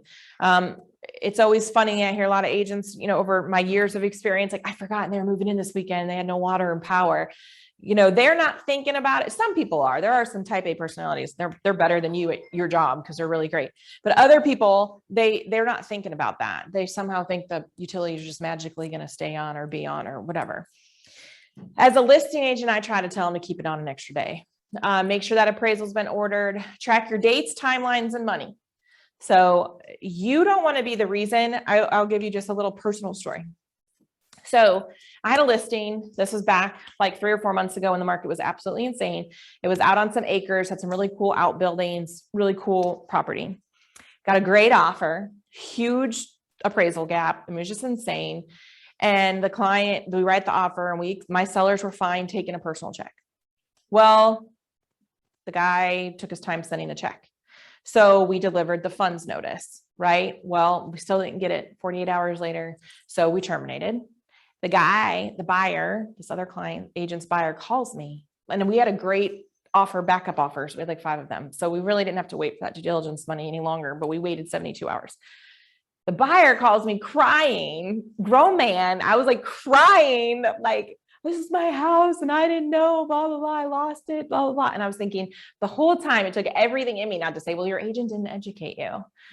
Because had your agent educated you on the importance of the delivery of this money, then we wouldn't be in this situation. So it seems like it's not going to happen, but the way things are so competitive now and people are doing backup offers and all this stuff, your client needs to understand this money and these timelines, that we can't take our time doing things because the seller does have an opportunity to basically terminate and then they're out that contract. Oh, look at that cute little pin you did. You're so good, Kayla. So, and this is my favorite because she has it all moving and I had like a picture, a stale picture, and it's like moving, but sure glad the hole isn't at our end. So I always kind of laugh when I hear somebody say like, well, I did my part and they're not doing theirs. Well, you're both going to go down with no commission if we don't close. So it's if that person isn't really communicating, I'd say, well, hey, I got some quotes here. You want to give my quote to your seller and see if they're willing to do an allowance or do repairs, or, hey, is there anything I can help you with to ensure that we can get to closing? Like, instead of fighting that other person, working towards the common goal is probably going to be way more beneficial for you and your client. So when is due diligence money turned in? Effective date. Yes. So make sure that you are having that conversation with your buyer when you're out shopping up front. Who is due diligence money made out to? Seller directly. Okay. So that's the difference with due diligence. It goes directly to the seller. But why is that important? Because once it's gone, it's gone. If you're going to fight to try to get that back from the seller, unless you're closing, good luck. So make sure that, they understand that. How is due diligence paid? Depends on what you have in the contract. So make sure that you're verifying with your client how they're going to be able to deliver those funds. When is earnest money paid? 5 days. 5 days or Immediately. effective date. Yep. So it depends on the contract. Who's earnest money made out to? Escrow agent, which is who? Settlement agent. Yep, the listing firm or the attorney. Okay. And that's why sometimes you'll see in remarks too, firm does not hold earnest money. So they're not an escrow agent. They don't have a trust account. Who receives the contract and why? So why does the attorney need the contract? To start the file and do what? Title. Make sure they know who their client is. Start planning closing, all that good stuff. Lender. Why does the lender need it? The file, they need to go to underwriting, they need to do your full commitment, verify funds, anything like that. And your cross-sell agent, your client needs it so they have a copy, and the cross-sell agent needs it just so we know that we're under contract. Any questions so far? Okay. I'm always amazed. Well, you guys have actually asked questions. This is probably the most questions I've had doing this class. So as the seller's agent, ensure that you have extra keys of the home in case of any issues. So as a listing agent, I can't tell you how many times somebody has walked off with the keys and nobody can find the keys to the house. So make sure that when you are the listing agent and they've given you the key, that you have extra copy of that, okay? Because they're gonna have contractors coming and going, and sometimes those keys can get lost. Make sure you have all the alarm codes, okay? So if you're gonna have an alarm set, make sure you have it. If there's combos around the house, make sure you have it, because people are gonna be, once it goes under contract, they're gonna have all kinds of people coming and going. So make sure you have all the information. Verify with the seller if they will be present for closing, or do we need to coordinate another option? We're going to talk about that a little bit later too. So is your seller going to be present? Now does the seller sign documents on the same day as the buyer? When does seller sign? Anytime they want. So a seller can sign their documents a week earlier. They can sign it the day of. They can do it 2 weeks earlier. You just have to coordinate with the attorney. Seller docs are very different.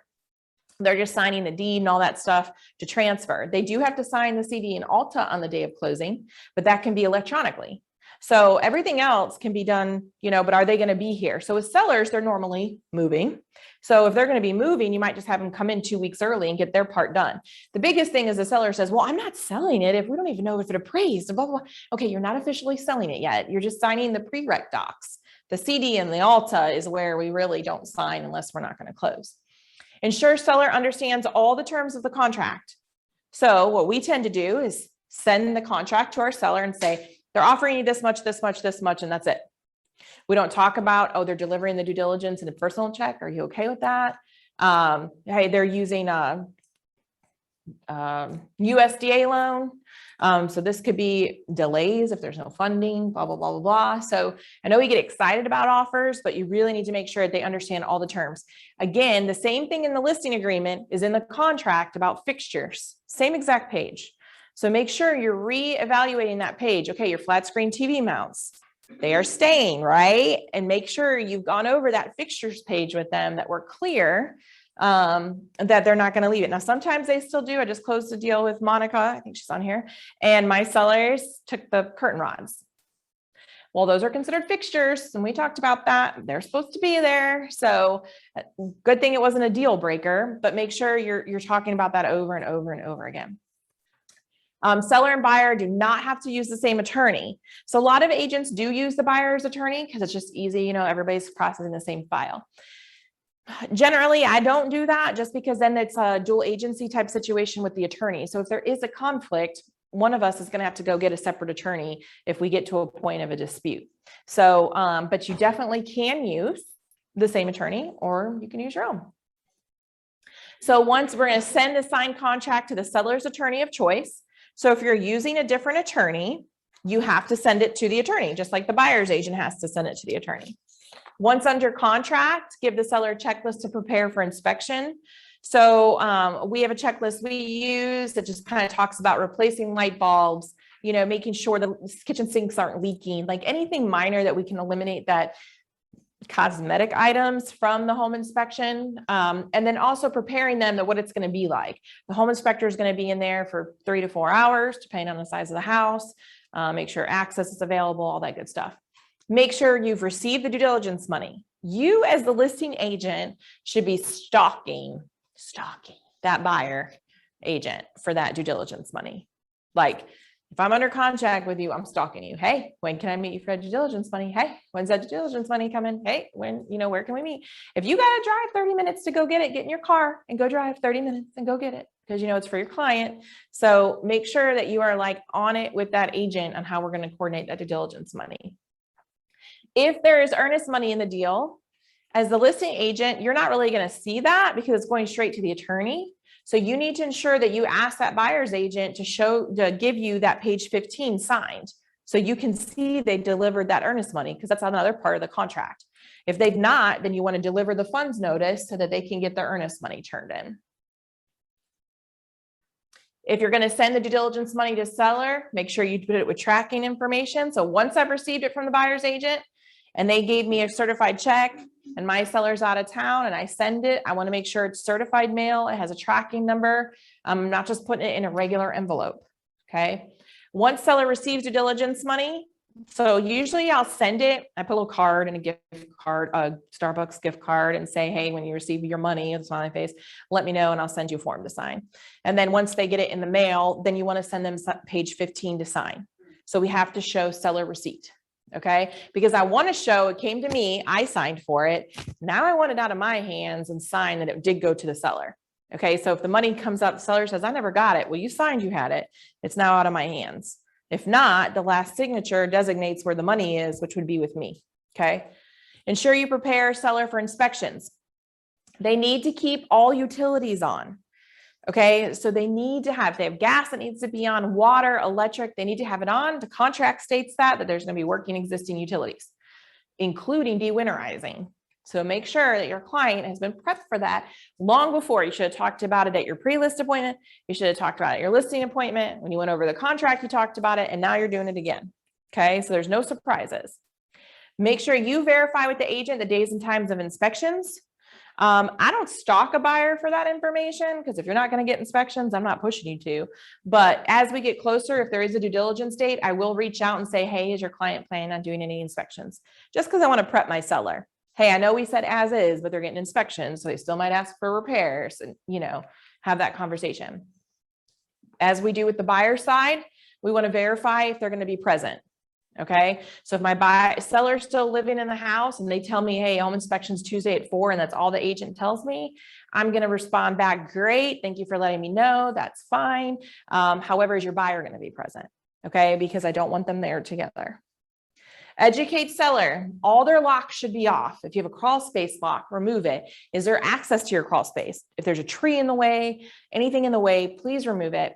Do we have access to your attic? If your garage is full of crap, please just move it so there's enough room for them to put a ladder to get into the attic. Okay, so make sure that they understand. Bless you, Annalisa. Remove anything that could block access. Okay, so have this conversation with them, because if not, what's going to happen is the home inspector's going to go say he didn't have access. They're going to tell you to do it and then want you to pay for him to go back out because you didn't have the house prepped. So you don't really have to. The seller is not responsible for that, but let's just prep them so it's easier for everybody. Prep the seller for the due diligence request, what it looks like, what the buyer can ask for, what steps we need to take once received. So yes, Mr. and Mrs. Seller, I know we advertised as is. However, they're getting an inspection and they may send us the due diligence request. What that is they're asking us to do repairs. Okay, you don't have to do those. If you decide not to do those and they cancel, you will keep their $2,000 due diligence money, blah, blah, blah, blah, blah. Okay, so if they don't start losing their mind, we said as is, they still have a right to inspect. And they still have a right to ask for repairs, but you don't have to do anything. Prepare the seller for expectation of close date. Our contract states our settlement date, right? Don't ever guarantee that date.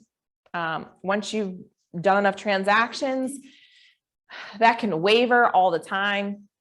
So this is the date we're preparing for. The contract says the 30th. However, there is a 7-day grace period in that contract.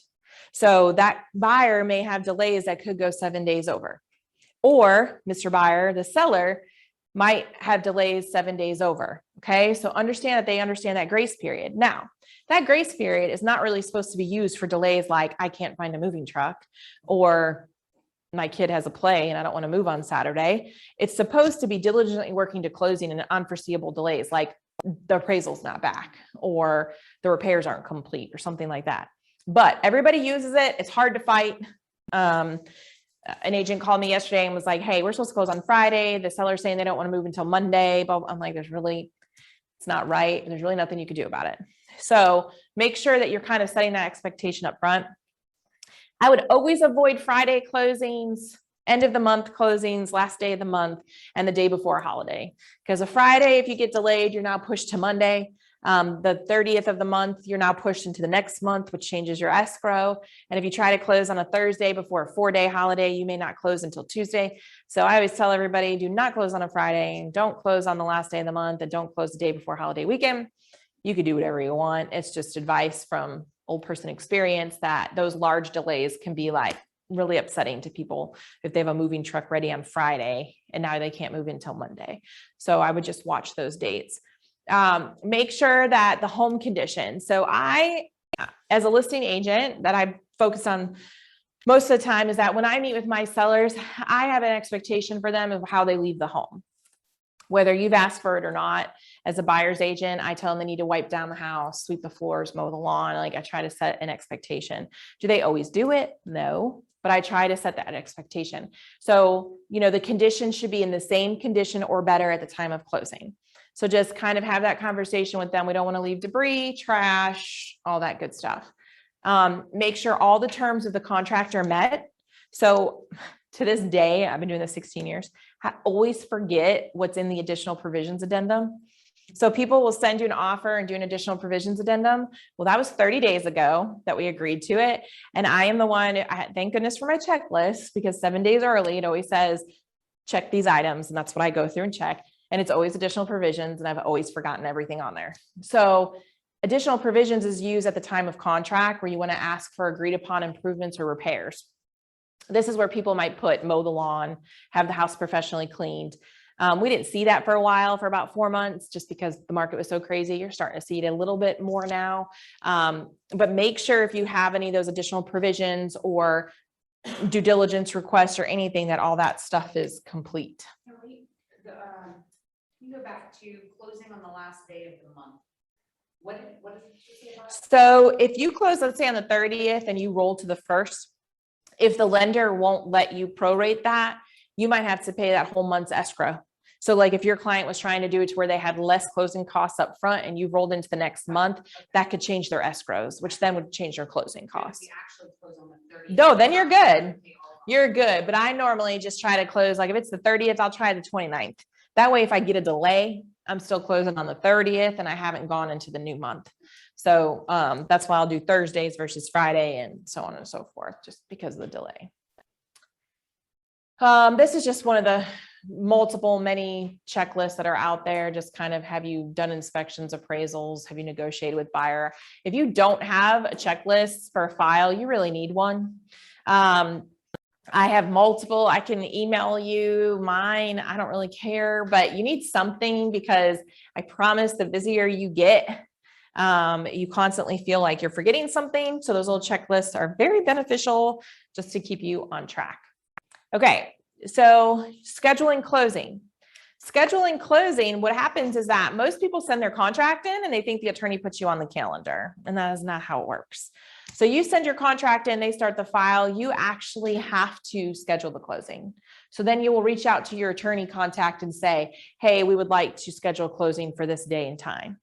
Sometimes they'll ask you, is title already been done? But you have to physically ask for that closing date. So ensure that you do that. If you forget to do that and you're hoping to close on the 30th and you call on the 29th, it's going to be very hard for them to get you in. Okay. So make sure that you're asking for that closing date. Make sure you're sending your attorney info sheet. So the seller is going to get one just like the buyer had one. The seller is going to require more information, such as, their loan information, their social security number. And again, I have them call in their social security number, but their loan information, point of contact, all that good stuff.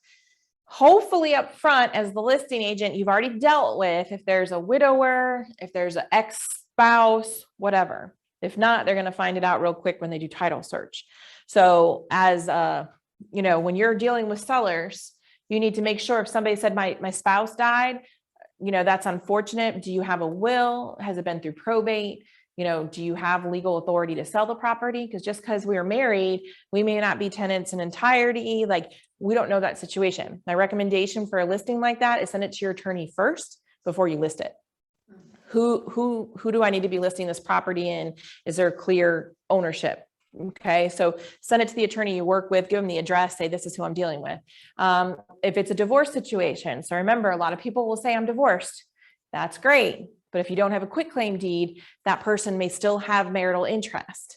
So we need a quitclaim deed or a fair trader. We need something to release that interest from the property. So do all that due diligence up front. If not, they're going to catch it here.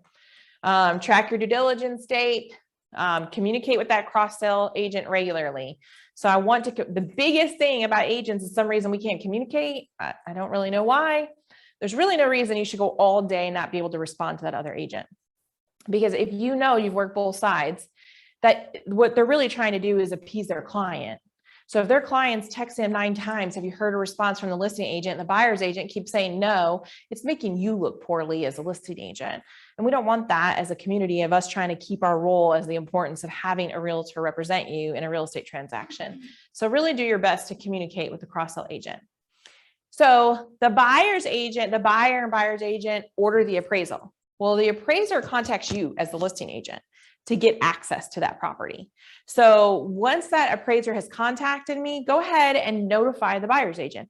Hey, appraiser contacted me today. He's going out tomorrow at 2.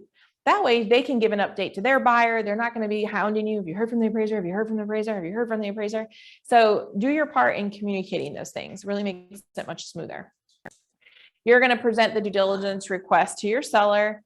What we talked about, do we want to get quotes for those repairs? I always just get quotes. I mean, that's what I do. I just send it out to get quotes. And then I present it to my client and I say, okay, do you want to do an allowance? Do you want to do repairs? Do you want to do nothing? You know, that way they can see the full picture. Make sure that they understand. So like, I just have one now. It's like a $20,000 repair request. And, you know, it helped my sellers see perspective of the condition of the house. Are they going to do the whole thing? No, but they see what they're handing over to a new buyer. And so, you know, they may come up with an allowance or price reduction for a large part of that, where before they were saying they weren't going to do anything. So sometimes it just helps for perspective. Ensure all terms of the contract, additional provisions, due diligence are met. If there's a warranty, make sure you ordered it. If there's cleaning, repairs. Now remember, repairs only have to be negotiated during due diligence period. They do not have to be complete during due diligence period. I love when I get agents, they're like, what's supposed to be done? I'm like, no, it's not. But I'm always very nice and professional. But make sure it's by the time of closing, not due diligence date. Did you have a question? Yes, ma'am. And I was just checking to see if it would be covered later.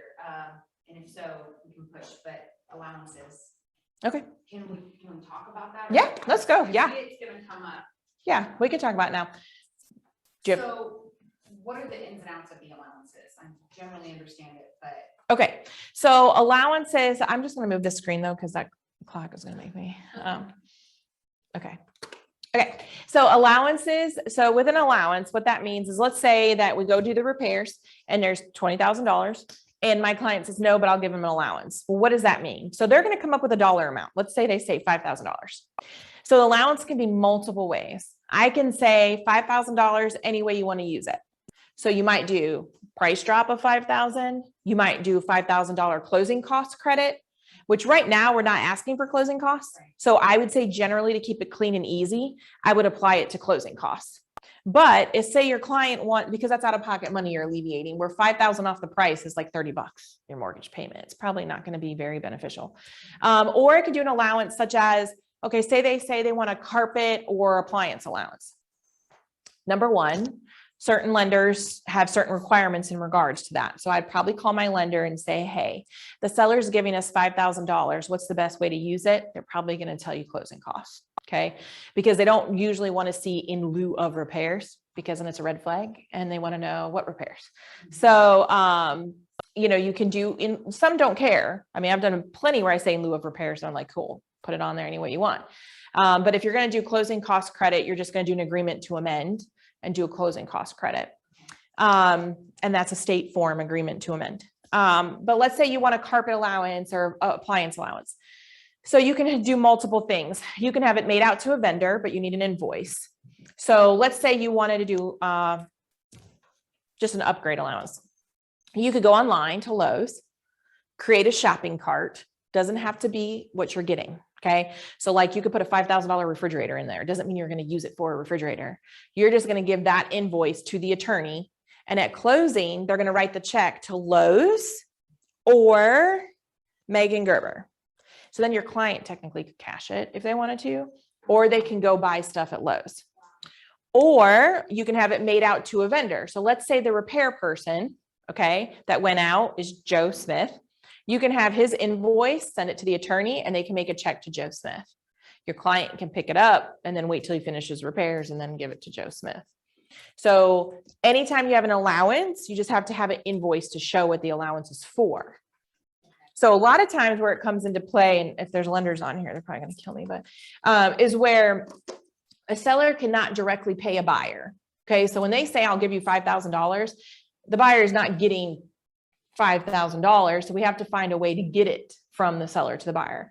And that's where we either apply it to closing costs, or if you do the Lowe's thing, we use a lot, they write the check Lowe's or Mr. Buyer, and then that gives the buyer the opportunity to cash the check. So you just have to have the agreement somewhere that's signed off. So like, if it was going to be in lieu of repairs, I would do the due diligence request of $5,000 upgrade allowance or $5,000 appliance allowance, and then make the Lowe's gift shopping cart have an appliance in it. So it all kind of matches, but then they can go and spend it on whatever they want in Lowe's. Does that make sense? Yes. Oh, so go ahead. Sorry, so in effect, though, that comes back as cash to the buyer after closing. Technically, yeah. Okay. Because if they take it to Lowe's and they shop it, cool. But if not, because it says or, they can cash it. So it would kind of be cash to the buyer, but it's not direct because it says Lowe's. So they can go shop at Lowe's as well. Yeah, go ahead. So for example, if there's $5,000 repair that comes out during inspection, could the seller just write a check to the buyers and say? No. Seller can never send money directly to buyer because that would be considered mortgage fraud. So you cannot, seller can never. So he can either go ahead and pay for those repairs to the vendor. He can give them an allowance and we send that invoice to the attorney and it pays that vendor through the attorney. But the Mr. Seller cannot just leave a check for Mr. Buyer. Mr. or Mrs. Can't leave it a check for that. Kayla, yes.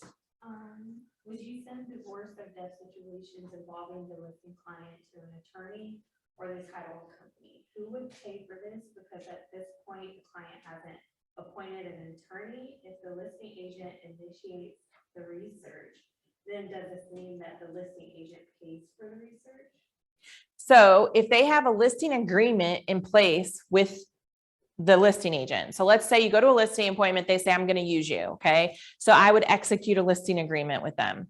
And then I would say, well, before we can actually list this and go live, so you'd put a delayed marketing date, let's do some research with the attorney. Mr. Seller, when we close, you're already going to have a seller fee. Okay. So the sellers already have a fee to use an attorney.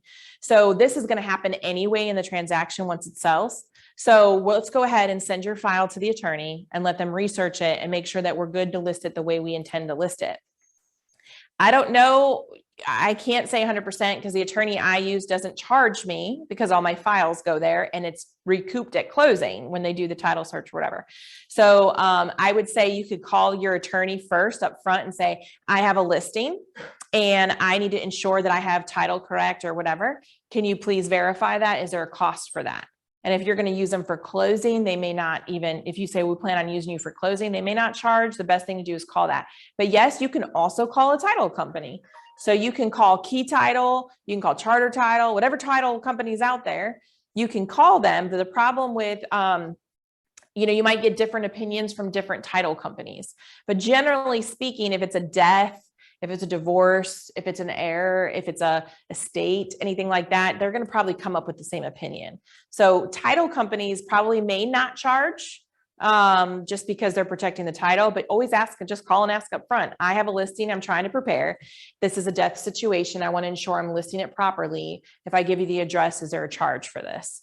And generally speaking, if there is a charge, I would either, it depends. You can pass it on to the seller, but if it's a minimal fee, like $75 or $100, you're the listing agent who's getting paid 3% generally to list a house, and your expenses are generally very low besides photos and MLS. So, I think it would look like a good service to your seller to say, I'll take care of it to ensure we're selling your home properly.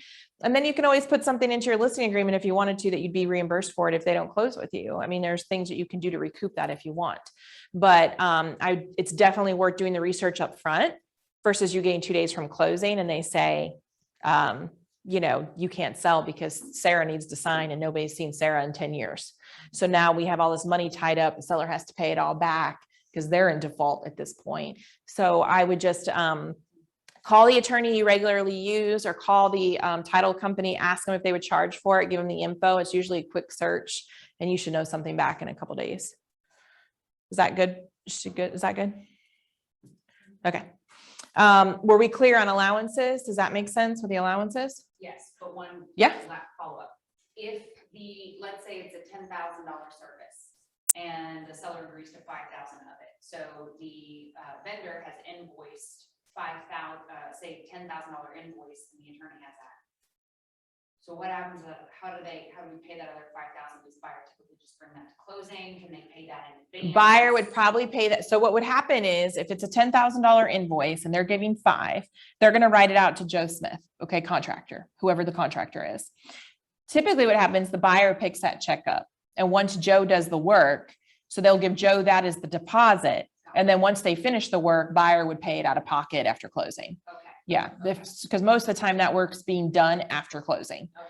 So if it's something that's being done after closing, the issue with that would be, number one, concession amounts. Make sure you're verifying with your lender, because every loan has a max concession amount. So like VA can have a max concession, FHA has a max concession. So let's just say you've already gotten $5,000 in closing costs. Now you're getting a $10,000 allowance. That may not be allowed. So you may have to convert it to closing costs and price reduction instead. So always verify with the lender. Plus, if you're doing large repair type things, that could be a red flag to the lender if they see that invoice and there's a bunch of repairs on there, because they can override the appraiser. So the appraiser goes out and let's say he sees rotten wood, right? So he makes that a required repair. Cool. And then somehow you turned your inspection into the lender. Don't ever do that. Your lender should never get the home inspection. But then the lender gets your home inspection and decides they want all of that fixed. Now it's a requirement of the loan, even though the appraiser didn't ask for it, the lender is. So you have to be a little careful on how much you expose in regards to repairs. Usually closing costs, price reduction, sometimes a general allowance, just calling it like an upgrade allowance or something, is more beneficial. Any more questions on that? Feel good? Okay. Make sure, so these are both agents' responsibilities. So it's kind of just a recap of everything we've already done. So all documents are turned into your office. This is really important, however y'all do your platforms, because I can tell you at our firm, we get a lot of calls about whatever. And if I can't pull up your file, I can't help somebody. So it's much more beneficial to have it on hand. So I can say, oh yes, I see it right here. I know if you call me as an agent and I'm your broker in charge and you say, I'm having an issue, and I'm like, well, is your file in here so I can pull up the agent and pull up the transaction? Oh, I haven't turned it in yet. So make sure that you're turning all that stuff in. It is plus if we get audited and you don't have your stuff turned in, it's kind of bad for you. Make sure your timelines, you're checking that due diligence date, closing dates. You need to have alerts on your phone. It's the best advice I can give. If you have a closing date on the 30th, you need to put an alert like 4 days prior. Hey, closing in 4 days, is everything good? If your due diligence date's the 15th, on the 10th, you should start alerting yourself every day. Especially if there's earnest money involved, that you are handling that so people aren't losing money because you lost track of dates, because most buyers are not tracking those dates. They're counting on you to be like, hey, if you want your earnest money back, we need to cancel by this date. Put the alerts in your phone, label them by the property, whatever's easiest for you. If your platform that you use for file holding has alerts, like we have notifications on ours, put those all on. It's just very beneficial for you because it really comes down to you. Communication is key for both agents. I mean, the smoothest transactions you can have are when both parties are communicating and working towards the common goal. When we're not doing that, it's a train wreck, and the people who are getting hurt are the buyer and the seller. We have to take our emotions out of it and be a professional and kind of just get to the goal. And I think we lose track of that somewhere. Make sure all terms are met. So verify repairs. You should be doing a walkthrough, and I would do the walkthrough probably 24 to 48 hours early. Do not do the walkthrough the day of closing. You're asking to walk into something that might be a mess and you have no time to fix it. And now you're forcing your client to delay or close. So make sure that your walkthrough is maybe 24 or 48 hours earlier. And then the day of, you just run through it, make sure there's been no leaks or anything before closing. Disclosure of material facts. So this is for both parties. If I know my client's not approved, I've got to let them know that. If I know this is a contingent offer, I need to disclose that as a listing agent. If I know there's a leak, if I know there's mold, if I know there's any of that stuff is material fact. So disclose, disclose, disclose. Any questions on this one? question, but a comment. Yes. As like a fellow new agent with a few rounds under my belt, one thing that I found that helps a lot with tracking and timelines is like as soon as I'm under contract, I go into my planner, and for the days when those things will happen, we'll reach out to closing, review the whole file, make sure everybody has everything, just in advance, so that it does, time doesn't get away from me, and then I forget like 2 days out, oh my gosh, I just got Yeah. whatever it is, and then I get to that day and I've already got their tasks already there. So Yeah. It's very important. If you do a written one, do it written, do alerts in your phone. And when you get to, managing 5 to 10 transactions, it's very easy to just slide things through the cracks. So if you don't have a system in place up front, the other thing totally off, whatever, is you need to do time blocking, start it now. Most agents do not do it, but if you can block 1 hour a day, maybe Mondays is lead gen, 1 hour a day, and Tuesdays is client follow-up, Wednesdays is paperwork, whatever, Thursdays lead gen, Fridays client follow-up, the same hour every day, and you just make that a habit now. When you get 15, 20 transactions at a time, you keep that 1 hour, it's going to keep your sanity. So start it now when you don't have as much going on, and that's going to really help maintain your lead gen, because what will happen is that a lot of people get busy and then they quit working. And I always say work through the busy, because they just work the contracts and they're not working new lead gen. And that's because they haven't managed the time to do that. So ensure that you're doing time blocking. I can get off on all kinds of things. See, I don't. No, it's not. No, it's not. Is from me. I've been in it 16 years. I'm completely unorganized, and I'm very organized with my agents. I'm extremely unorganized for myself most of the time, but my time blocking is critical for me. 1 hour a day, that 1 hour I designate, I turn my phone off. If it's a file follow-up, I put my phone on do not disturb. I do not answer it, and I do my file cleanup.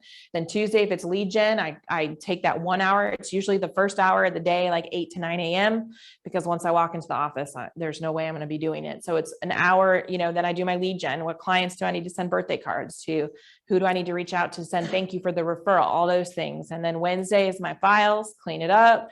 What am I missing? What do I need to work on? Thursday is my agent accountability. And then Friday is back to my lead gen. So 1 hour a day, we say we can't, but we really can. The problem is we don't make it an appointment with ourselves. We just say we're going to do it. And then somebody beeps and says, can you go unlock a door? Yeah, I'll go right now. When really you could go in 45 minutes, but we just jump and go. And that's because we just make ourselves that way. So if you start early, 1 hour a day, and you just block it off as an appointment, when you have it as an appointment, you're more likely to stick with it, and turn off distractions. Because every time you look at your phone, it's 3 to 5 minutes gone. Every time you get on social media, it's like 4 to 8 minutes gone, minimum. So you have to turn off the distractions during that 1 hour, but it is possible. It is possible. Who orders inspections? So it depends. If in the contract, seller would do that. So like in our additional provision, sometimes you'll see seller to order septic pumping and inspection, or maybe the seller is to do whatever. So make sure you know who that is. And generally it's going to be the buyer. We talked about inspections. So the professional services disclosure is your best way to remember what inspections to ask for. Anything and everything to cover your butt, because it's really about you. I mean, it is about the buyer, but it is about you. What could you get in trouble for? And if they file a complaint and say, I didn't know, and you have no proof to show, it's very, it's hard to defend yourself with the consumer, because the North Carolina Real Estate Commission protects who? The public. They're not trying to defend you in any way. So you have to have the information and data available showing that you did everything proper. When you send documents, they're going to ask you for your electronic signature stamps. So they don't want to see where the client signed. They want to see the envelope from the actual signing that shows date and time. So don't be doing your offer before your buyer agency, because if you ever get audited, they're going to ask for those timestamps. There's no way around it. You can't hide it. So you need to be very thorough on everything that you are doing. And here's the other thing. People will file, the North Carolina Real Estate Commission lets you file complaints online now. You don't have to write a letter. So people can literally go on there if they're just upset with you and put in a complaint, and you're required to answer that. And what it does is opens the door. So if they file a complaint about something, now the commission wants to see this form, that form, the dates of these forms, this and this and this, and then defend yourself with any other additional information. So you're already, so you have to make sure all your stuff is in line. You covered all bases. A lot of people hate text messages, and I do too. I'd rather talk to you on the phone, but I will always put it into writing. If I talk to you on the phone, I'm going to follow up with an email or a text and say, per our conversation, this is a recap. And the reason why I do that is because let's say I got audited or the commission sent me a complaint and said, send me any information you have. I want to be able to print that out with the date and time and the information and say, I did disclose this, or I did say that. So it's very important that you do that. We want to order inspections as soon as possible. Some people will try to order inspections in our previous market prior to executing a contract because they didn't know if they wanted to commit to it. They have to ask seller permission first, and I would never recommend that to a buyer because I could be spending money on a home inspection and somebody go under contract on it. So I would not recommend that. So the buyer is going to order the inspections. Then we're going to notify seller's agent to confirm. They may be present. If not, we're going to talk about that. Make sure all the utilities are on. So as a listing agent, you need to go verify your home because the seller is going to tell you, yeah, they're all on. And then you're going to get a call from the buyer agent next day saying there's no utilities on. So you want to go to the house, make sure if it's turned off at the road, you turn it on. If the electrical box is off, turn it on. If they don't have utilities, turn it on, but it should already have been on when you listed it, but make sure you're checking that. They can pay at time of service or charge it. We're going to go through that. We kind of talked about all this before. The biggest thing I can say is be very specific in your requests. If you've not written a lot of them, you're going to learn the hard way. They need to be very, very specific. If you want a general contractor, if you want invoices, if you want any of those things, you need to write it in there. And then make sure you're communicating with the agent. Anytime you send anything, you should text that agent and say, just wanted to make sure you've received whatever. Because we can't assume, like I've had things go to my spam mail and then like 3 days later, the agent's like, hey, why haven't you responded? I'm like, to what? And they're like, well, I sent it on this day. I'm like, I don't have it. And then I go back through and I'm like, oh, it's in my junk thing. So always make sure. Some people send things from other platforms, Dotloop and whatever, instead of sending the PDF. A lot of those things, they might just get lost in the mix. So make sure that you're confirming they've received it. We've talked about going over those reports, getting requests. You can ask for an extension in due diligence. The seller does not have to provide it. Okay, so you can ask for an extension, but they do not have to do it. So what do we mean by that? Well, okay, if high due diligence money, seller may not negotiate repairs, right? Because if I'm giving you $5,000 and you're asking the seller to do $2,000 in repairs, they're probably going to be like, no, because if you cancel, I get to keep your $5,000. So you need to let your buyer know that up front. Hey, when we put down all this due diligence money, you need to be willing to accept it in the condition that it is. Your buyer has to understand if they cancel for any reason, they lose that due diligence money. I get all the time, an agent will bring something to me and say, well, this agent's saying that they'll get their due diligence money back because the appraisal came. No, because if we don't do repairs, no, it's gone. Okay, so make sure that your client understands that. You can negotiate repairs for the seller to complete. You can do allowance. So we talked about the allowance. You can also do price drops. Most people want to avoid doing the price drop because it affects the comps in the area. But sometimes that's what it comes down to. And then you can do a closing cost credit. So we kind of talked about all that stuff previously, but there are different ways of avenues if they don't want to do repairs, but they will give you something. They just don't want to deal with the repairs. This is the way you can do it. As a listing agent, I am probably not going to agree to any repairs until I have the appraisal back. Because I don't want to agree to this $2,000, right? And then the appraisal comes back and says, the price is low. Okay, so I already lost value. And then I'm requiring you to replace all the rotten wood. And that's going to be another $1,000. So, but an appraisal required item is the seller required to fix? No. Whose responsibility is it technically?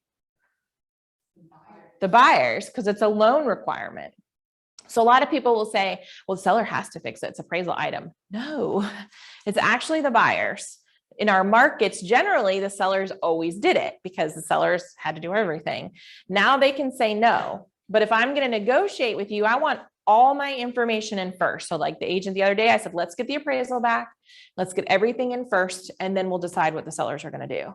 Because we don't want to agree to this amount and then we get thrown out another $2,000 or $3,000 on the appraisal side. But your seller does have options, or they can say no. They really don't have to do anything. You are the quarterback in the transaction. So you have to coordinate with all parties. You are responsible for communication, getting the parties from contract to closing. If there's a home warranty, verify the home warranty on the contract and who's responsible for ordering it. And make sure that invoice is sent to the attorney. So if you look on the contract and it says buyer orders, seller pays, then the buyer's agent orders it, or the buyer. If it says seller has purchased, then the seller needs to order it. We don't see a lot of warranties right now, but before this, it was on every single contract. Now, I don't know if we added it to this. Kayla, did we add it to this about the sellers putting a home warranty on? All I could say is that I don't think I added it to the seller side. Maybe I need to do that. Is every listing you have, you should add a home warranty to it. They are free for your seller. So you can put a home warranty on your listings for free. Okay. The seller has a home warranty on it. Let's say the hot water heater goes out. They can call, make a claim. They pay the deductible. It's like $100 service fee, and the hot water heater gets replaced.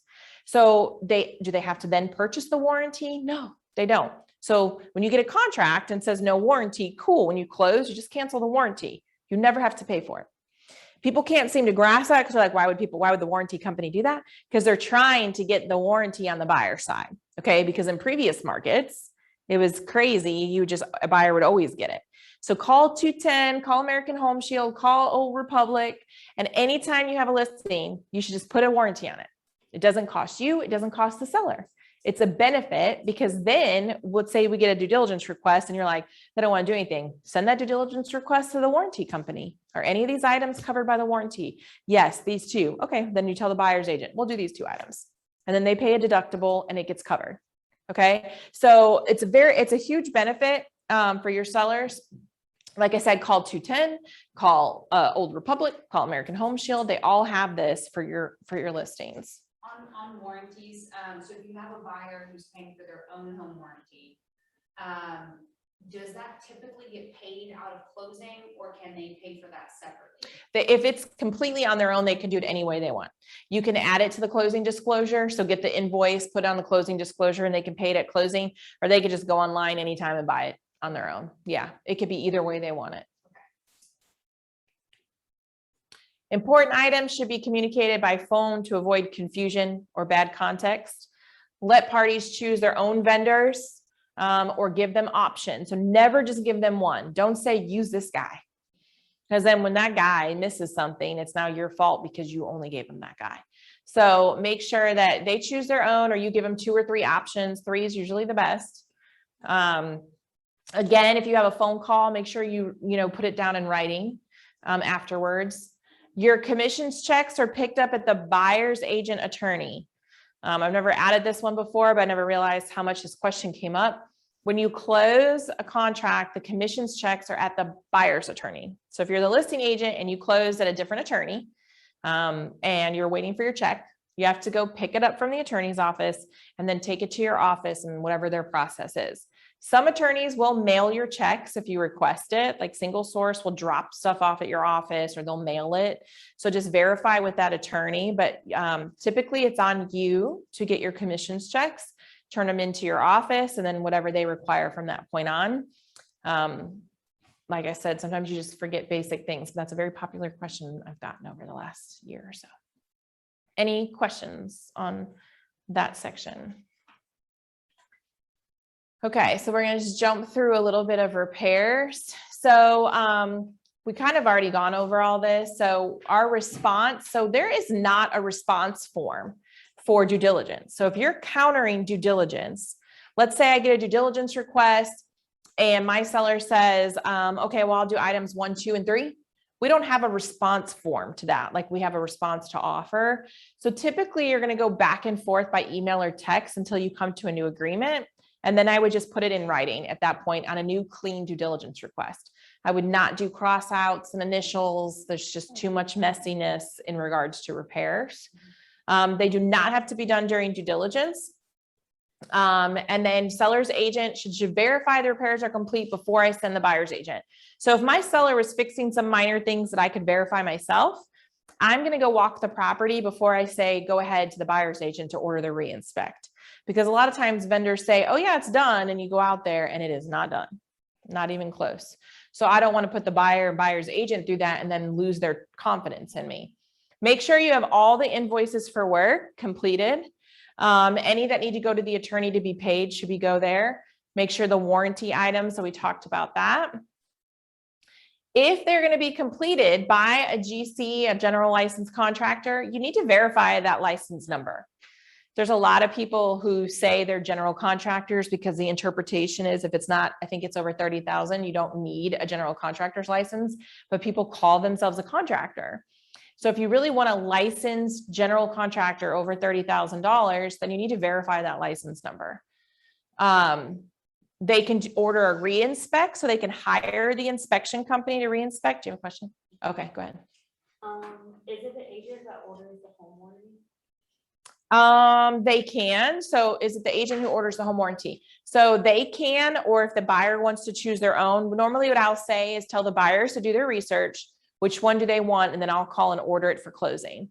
Because there is no bill to pay until closing. So if we end up having to cancel it, we can cancel it. For the seller side, if they're providing a warranty, it's already been probably listed. So I'd same thing, the seller to see which warranty company they like, and then we'll order it and put it on the house if they're going to offer one.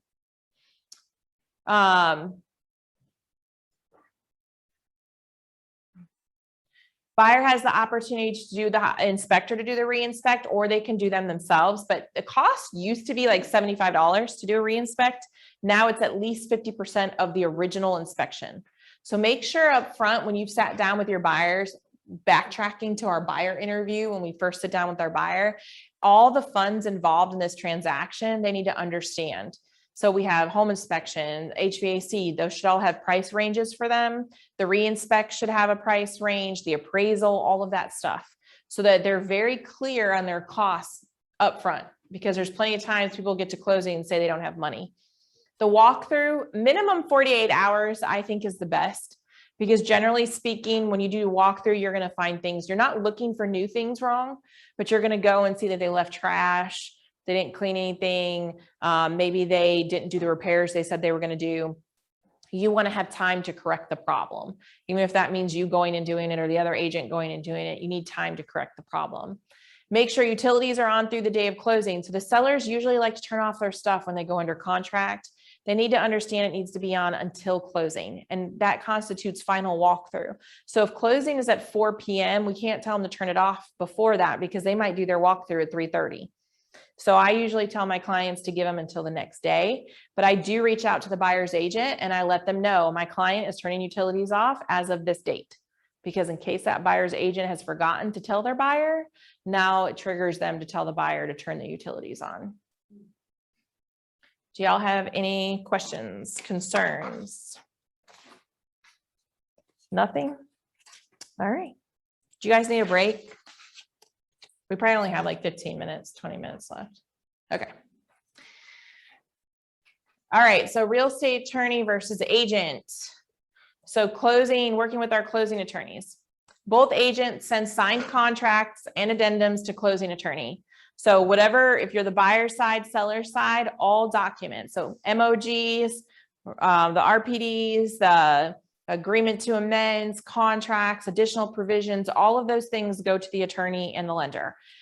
Repair requests do not go to the lender or the attorney, okay? But anything that changes the terms of the contract does go to the attorney and the lender. Both agents will schedule their own closings with their attorney. Even if you're using the same attorney, you each have to schedule your own closing. Ensure if you're using different attorneys that all parties are aware. So we have to be communicating that everybody is aware of who they're working with, or we will not be able to complete the CDs, the title searches, all that good stuff. Any invoices to attorney need to be there prior to closing. Attorney will do the title search. And they're going to ask, so what the attorney does is usually a GIS search. If they see that the property line looks off, they're going to send that to your client and say, this is just a general GIS search. It looks as something may be over your property line. I might recommend a survey. And at that point, your client then has to decide, do I need to do it or do I not? But the attorney does do a general just plat search. Okay. So if they see any red flags, they let you know. They check for any liens, any other owners on the property. The thing that pops up a lot is when people do refinances. And when they do a refinance, the seller, the original loan never got fully closed. It's paid off because they refinanced it, but it didn't close, which is called an open deed. So sometimes that can take 2 weeks to correct if they don't have proof of that refinance. So it's really important to send those documents in, that attorney info sheet ASAP, so they can start running title. Some things can be fixed quickly, other things take longer time.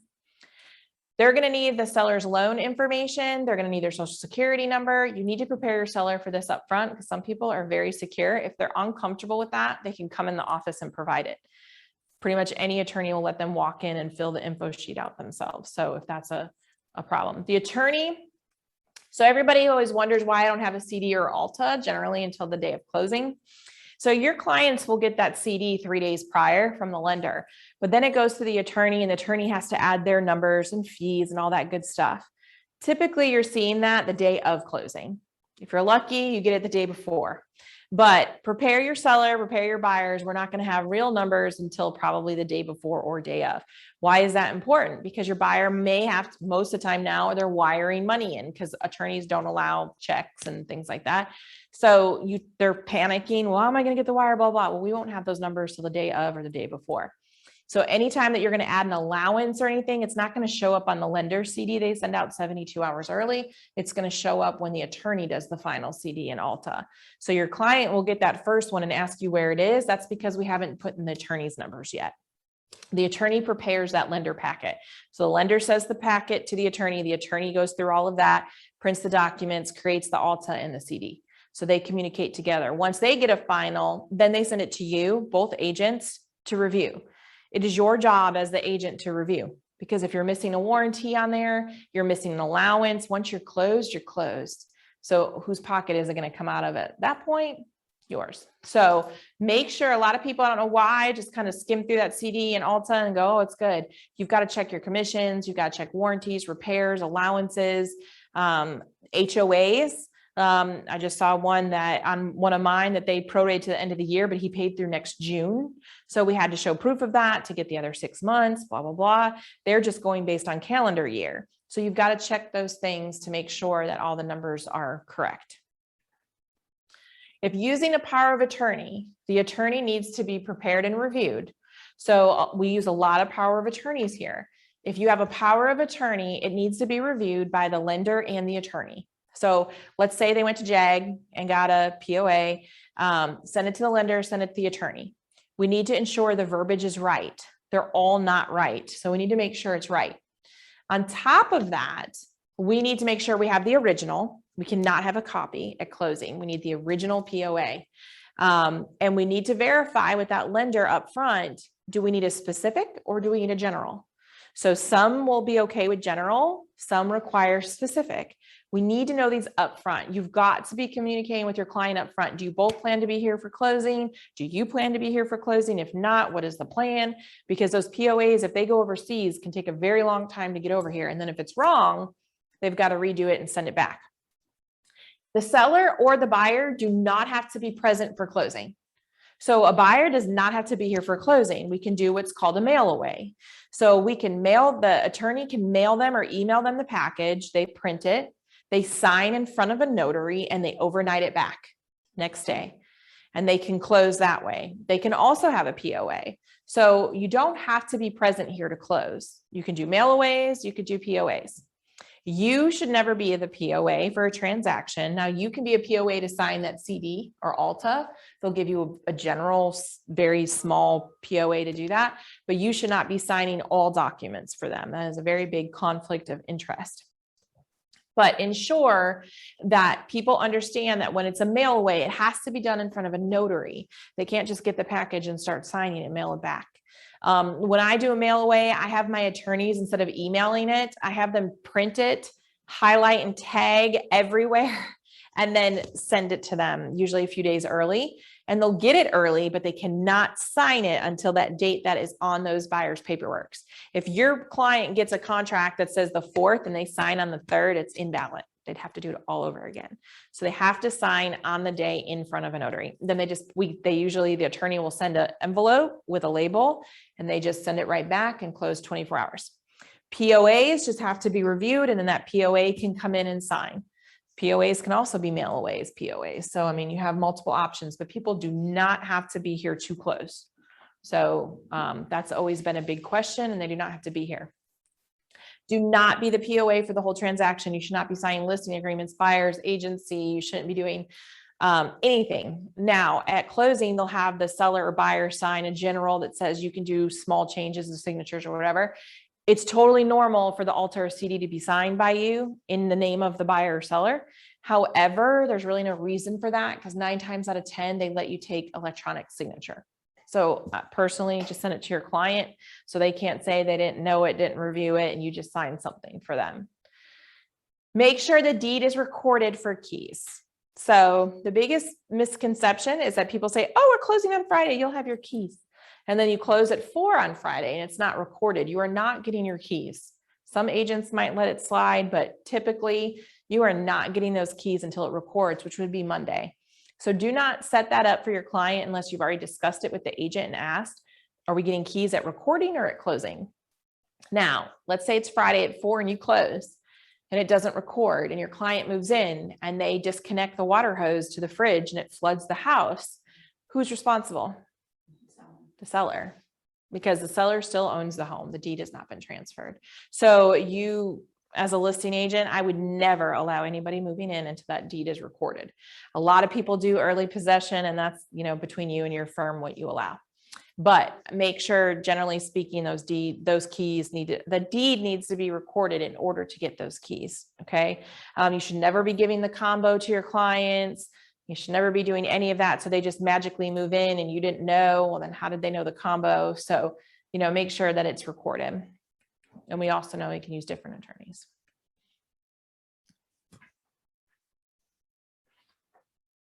Any other questions, concerns? Okay, so we're going to flip through this really quick too. So this is kind of just a back. You've already done all this, but make sure that when you are working with your mortgage companies, get your pre-approvals before you're showing houses. I know if you took the other classes, they've already covered this, but your lender does more than just your pre-approval. They can give you your closing cost estimate. They can give you payment ranges. They can tell you what type of loan you're going to be using. These are all valuable information upfront. I would not be showing houses unless I had them approved and that I know their price range and that I know their costs out of pocket. So if we're looking at between 130 and 140 in Hope County, that's going to be 4,000 to 5,000 closing costs, but they're using a USDA loan, so they don't have a down payment. Then I can talk about that with my client a little bit and understand what we're looking for. I'm probably not going to pop up a house one day on the market that's a flip, because I'm probably not going to be very competitive with not being able to pay all my closing costs, doing high due diligence and using a USDA loan. And you can advise them up front with that. So it's very important that you're doing that. And a lot of new agents will go get a lead and just go, which I understand because you're excited or whatever. But if you do that, number one, safety, you need to be smart about it. But if you do that, you know, you do once and then you get them to the lender, and you should always be the middleman. It should be a conversation of, well, do you know where you want your mortgage payment to be? Oh, I think $1,000. Great. I'll have my lender contact you and we'll figure out what price range that is. Versus, do you think you're approved? And they're like, I don't know. I mean, I've bought a ton of houses and I still get nervous when I call Marcella and be like, I need to get an approval. I'm like, ugh. So make sure that you maybe do it in a way that's more about payment or out of pocket costs. And then you connect the lender. So you're the middleman, because if you just let them go off and call anybody, that lender might push them to another person. Make sure that you know your tax areas. So some people will tell you they don't want to pay city tax. You can always look on your realist reports in Matrix and it will show if it's city or county. So you'll be able to see if they're paying multiple. You can also just pull the regular tax sheet. Lenders can evaluate the credit and give guidance. So even if they're not approved, they can usually put them in a system to get approved later, but you have to maintain contact too. So you have to have a follow-up plan in place. Make sure that you're getting those payment estimates before you have your client writing a contract. Because what happens is you get under contract and then they get the payment estimate. Oh, it's approved for 200. Great. You write a contract on a house for 200 and they get the mortgage payment 1,700 and they're like, I can't afford that. So I always talk to my clients about mortgage payments. Where do you want your monthly payment to be? Because the lender can be very helpful with that. Pick a lender that works when you work, because that's going to be very important from contract to closing. Because when they're needing something or you have questions and the client needs an answer or whatever it may be, the appraisal issues, you want them working when you're working. Prepare your client for all the information that they're going to need. Okay. So make sure that you're looking at the funds that they have available for contracts. So if they're using like a down payment assistance loan, the $8,000 assistance down payment loan, you have to know how to disclose that on the contract. That should be disclosed as a second mortgage because it's a silent second. So on your contracts, you want to make sure that you know that your clients understand that that's not going to be as compelling in a competing offer situation. So they should be able to know all the loan options available to them. Because if they have a down payment assistance program available, but they could also do FHA, FHA might be better than the down payment assistance program if they're trying to win a house. So make sure that you understand all those. If you don't, you need to call a lender and ask them to take you to lunch and start educating yourself on that. It is their job, but you need to be able to have these conversations with them as well. Make sure you're contacting that lender on a regular basis during this transaction. This is the key holder to your transaction from contract to closing. Because if anything goes wrong, we need to find a solution. They're probably the people that can do it. So make sure that you're talking to them. Any price changes, addendum changes, anything needs to go to the lender because you can cause a delay down the road. If you don't turn it in on time and you're not turning it into the day of closing, you could delay closing because all the numbers are skewed. And if that number changes by a certain percentage from that 72-hour CD, they have to redisclose, and that's 72 hours. So the numbers are very, very, you have to have them in 72 hours prior to your closing. They're going to give you guidance on concessions. So don't go writing contracts, asking for a bunch of concessions or negotiating those allowances without talking to your lender first. Because if not, you could get a $10,000 concession and then the lender tells you you can't use it. So then you'd have to read more paperwork to drop price or do closing cost credit. We never give the home inspection to your lender. Okay. So avoid this at all costs. If you do this, it's just going to open up a lot of conflict between buyer and seller because now the lender is going to make it a requirement. And if seller says no, but the buyer really wants the house, it's going to put the pressure on the buyer to have to pay for all those repairs. And if they do that, now they've fixed a house that they don't even own yet. So if it terminates, there's no way for them to recoup that. So it's really putting the buyer in a negative situation. Okay. Do y'all have any questions, concerns, anything in regards to contract to closing? I have one. I think Yes. it's, for the slide number 64, you're saying always get pre-approved. Yes. So, if we're working with the buyer, so the buyer is the buyer saying to us, this is the lender that I'm planning to work with, or do we say, here is a list of lenders? So typically you'll see most buyers don't already have a lender. They may come to you and say, I only want to work with Navy Fed, or I only want to use USAA, or whatever it is that they want to do. That's cool. If they've done that, say, great, contact them, get your pre-approval, send me the contact information, but you want to kind of be the middle person the best you can. I generally will give them a list, let them pick one, and then I'll call that lender and say, can you call my client and be the middleman? Because what happens, like, let's say Navy Fed. If they use Navy Fed and they call Navy Fed and you're not in a relationship with them well enough, let's say this is a new buyer, right? You just met them online or they called your office and they go to Navy Fed. Navy Fed has their own agents that they give leads to. So they might say, oh, we have an agent that can work with you, and pass that buyer off. Do you have an agent? And the buyer goes, no, not really, because they just met you. Then they can go, oh, we can set you up with an agent, and boom, they move them to another agent. So a lot of lenders have lead gen people that are agents. So if you're not the connecting person and you're not kind of doing that relationship for the two, it's very easy that, number one, they may never call them, or number two, they do call them and they refer them off to another agent. So it's always best for you to be the middleman, to be the connector between everybody, because that way it shows relationship. And then it's kind of like they're not going to try and take that client from you, but you'll have it over time where if they go to their own lender, they're going to push them to, especially if it's not a client you have a relationship with. And they will also tell you what that they are proposing to offer for the buyer, what type of loan? Basically not offer, but they can tell you what they qualify for. So they might say, okay, so they qualify for FHA, VA, or conventional, but they want to use VA. You know, I'll typically ask my lender, do they have enough funds? Like, what are we looking at? They can't tell you a lot, but they'll say minimal. Or if I'll say, can I give 5,000? They'll be like, no. So then, you know, I'm trying to communicate with the buyer to make sure they can give you payment estimate. So if I have a client who really likes a house, I usually, before I head out there, I'll give it to the lender and say, can you run numbers for me? What are their closing costs? What's their payment? So when we get to the house, I'll say, hey, I had the lender run the numbers. Your payment's going to be about $1,500 a month. Are you good with that? Yeah, we're good. Your closing costs are going to be about $6,000. Are you good with that? Yeah, we're good with that. Okay. Because, you know, the seller's not paying any of those. Now, if they have a loan on top of it, it's that closing cost plus the loan. This is your total out of pocket. So I try to get all of that up front. So when we go to the house, that might influence how much they really like it. You know, if they can't afford it, then they'll be, I don't like it that much. Where if they don't want to say, I don't want to spend that much. But the lender is extremely key. And a lot of people skip that because they jump and go. And then you catch yourself giving up a weekend and then the people are never qualified, or, you know, you're looking at 200 and they qualify for 110. Well, they're never going to love a 110 house after looking at $200,000 houses.